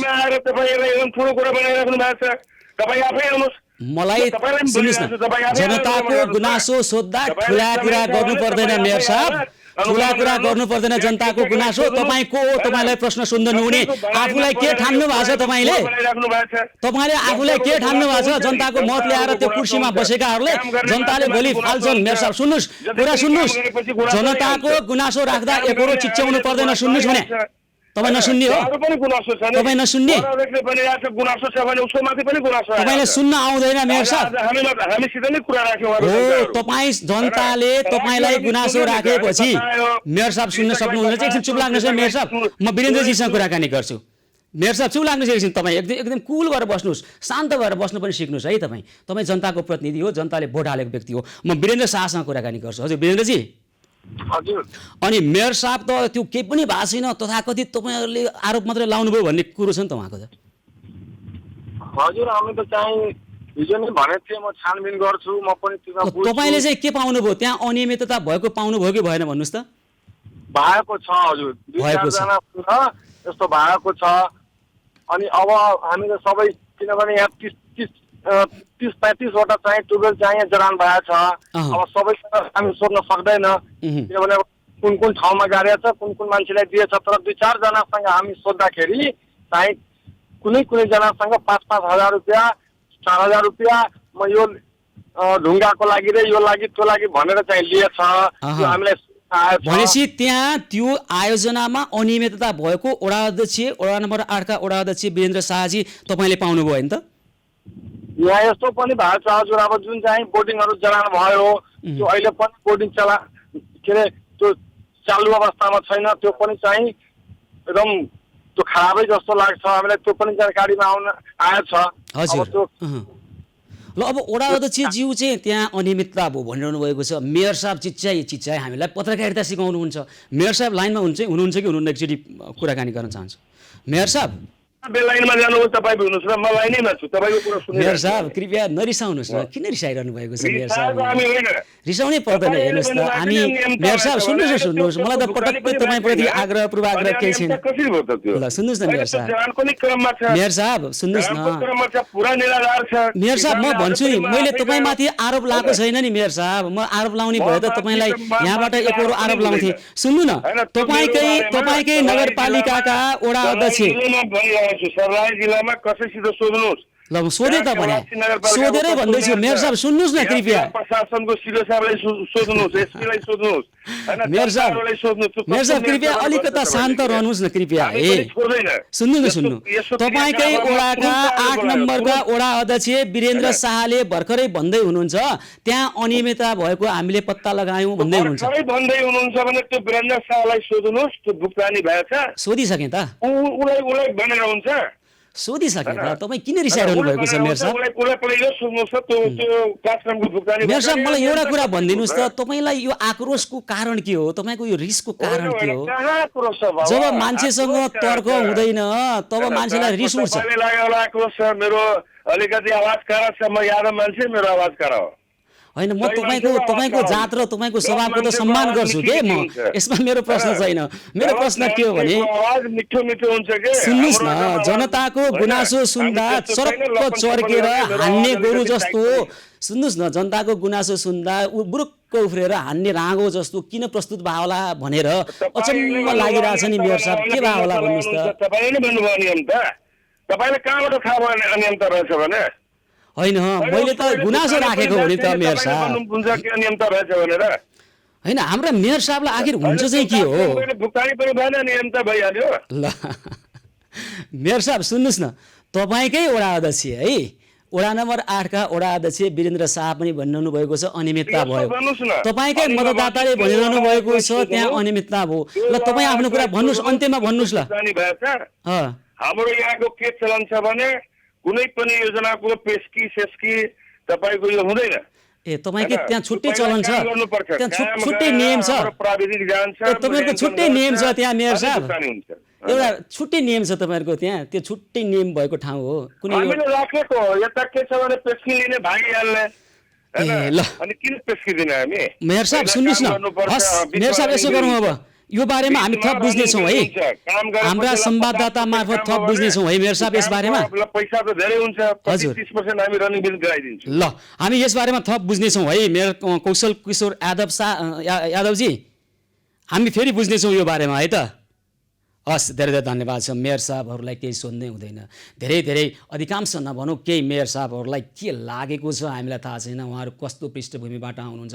हामीले जनताको गुनासो सुन्यौँ, वडा अध्यक्षसँग पनि सोध्यौँ, वडा अध्यक्षले अनियमितता भएको छ भनेपछि मेयर साहबलाई हामीले प्रत्यक्ष टेलिफोन गरेर सोधिरहेका छौँ, तर भन्नुहुन्छ एकपक्षीय कुरा भन्नुभयो।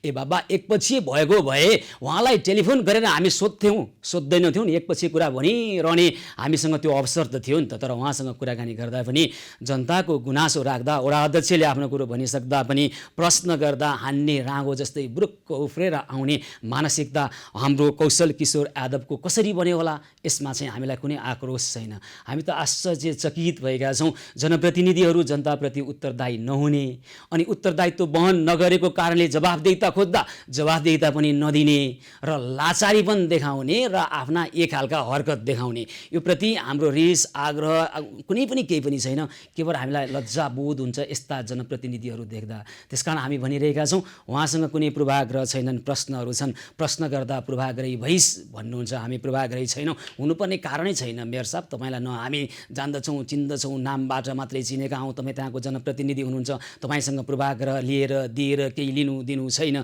त्यसकारण भनिरहेका छौँ पूर्वाग्रह होइन, जनप्रतिनिधिहरूसँग प्रश्न छन्, प्रश्नको जवाफ चाहिँ दिनैपर्छ, जवाफ नदिएसम्म हामी छाड्ने छैनौँ, जनताका प्रश्न राखिरहनेछौँ। कोरोनाको रेभेन्युज पहल निरन्तर जारी रहनेछ, हामीसँगै रहनुहोला।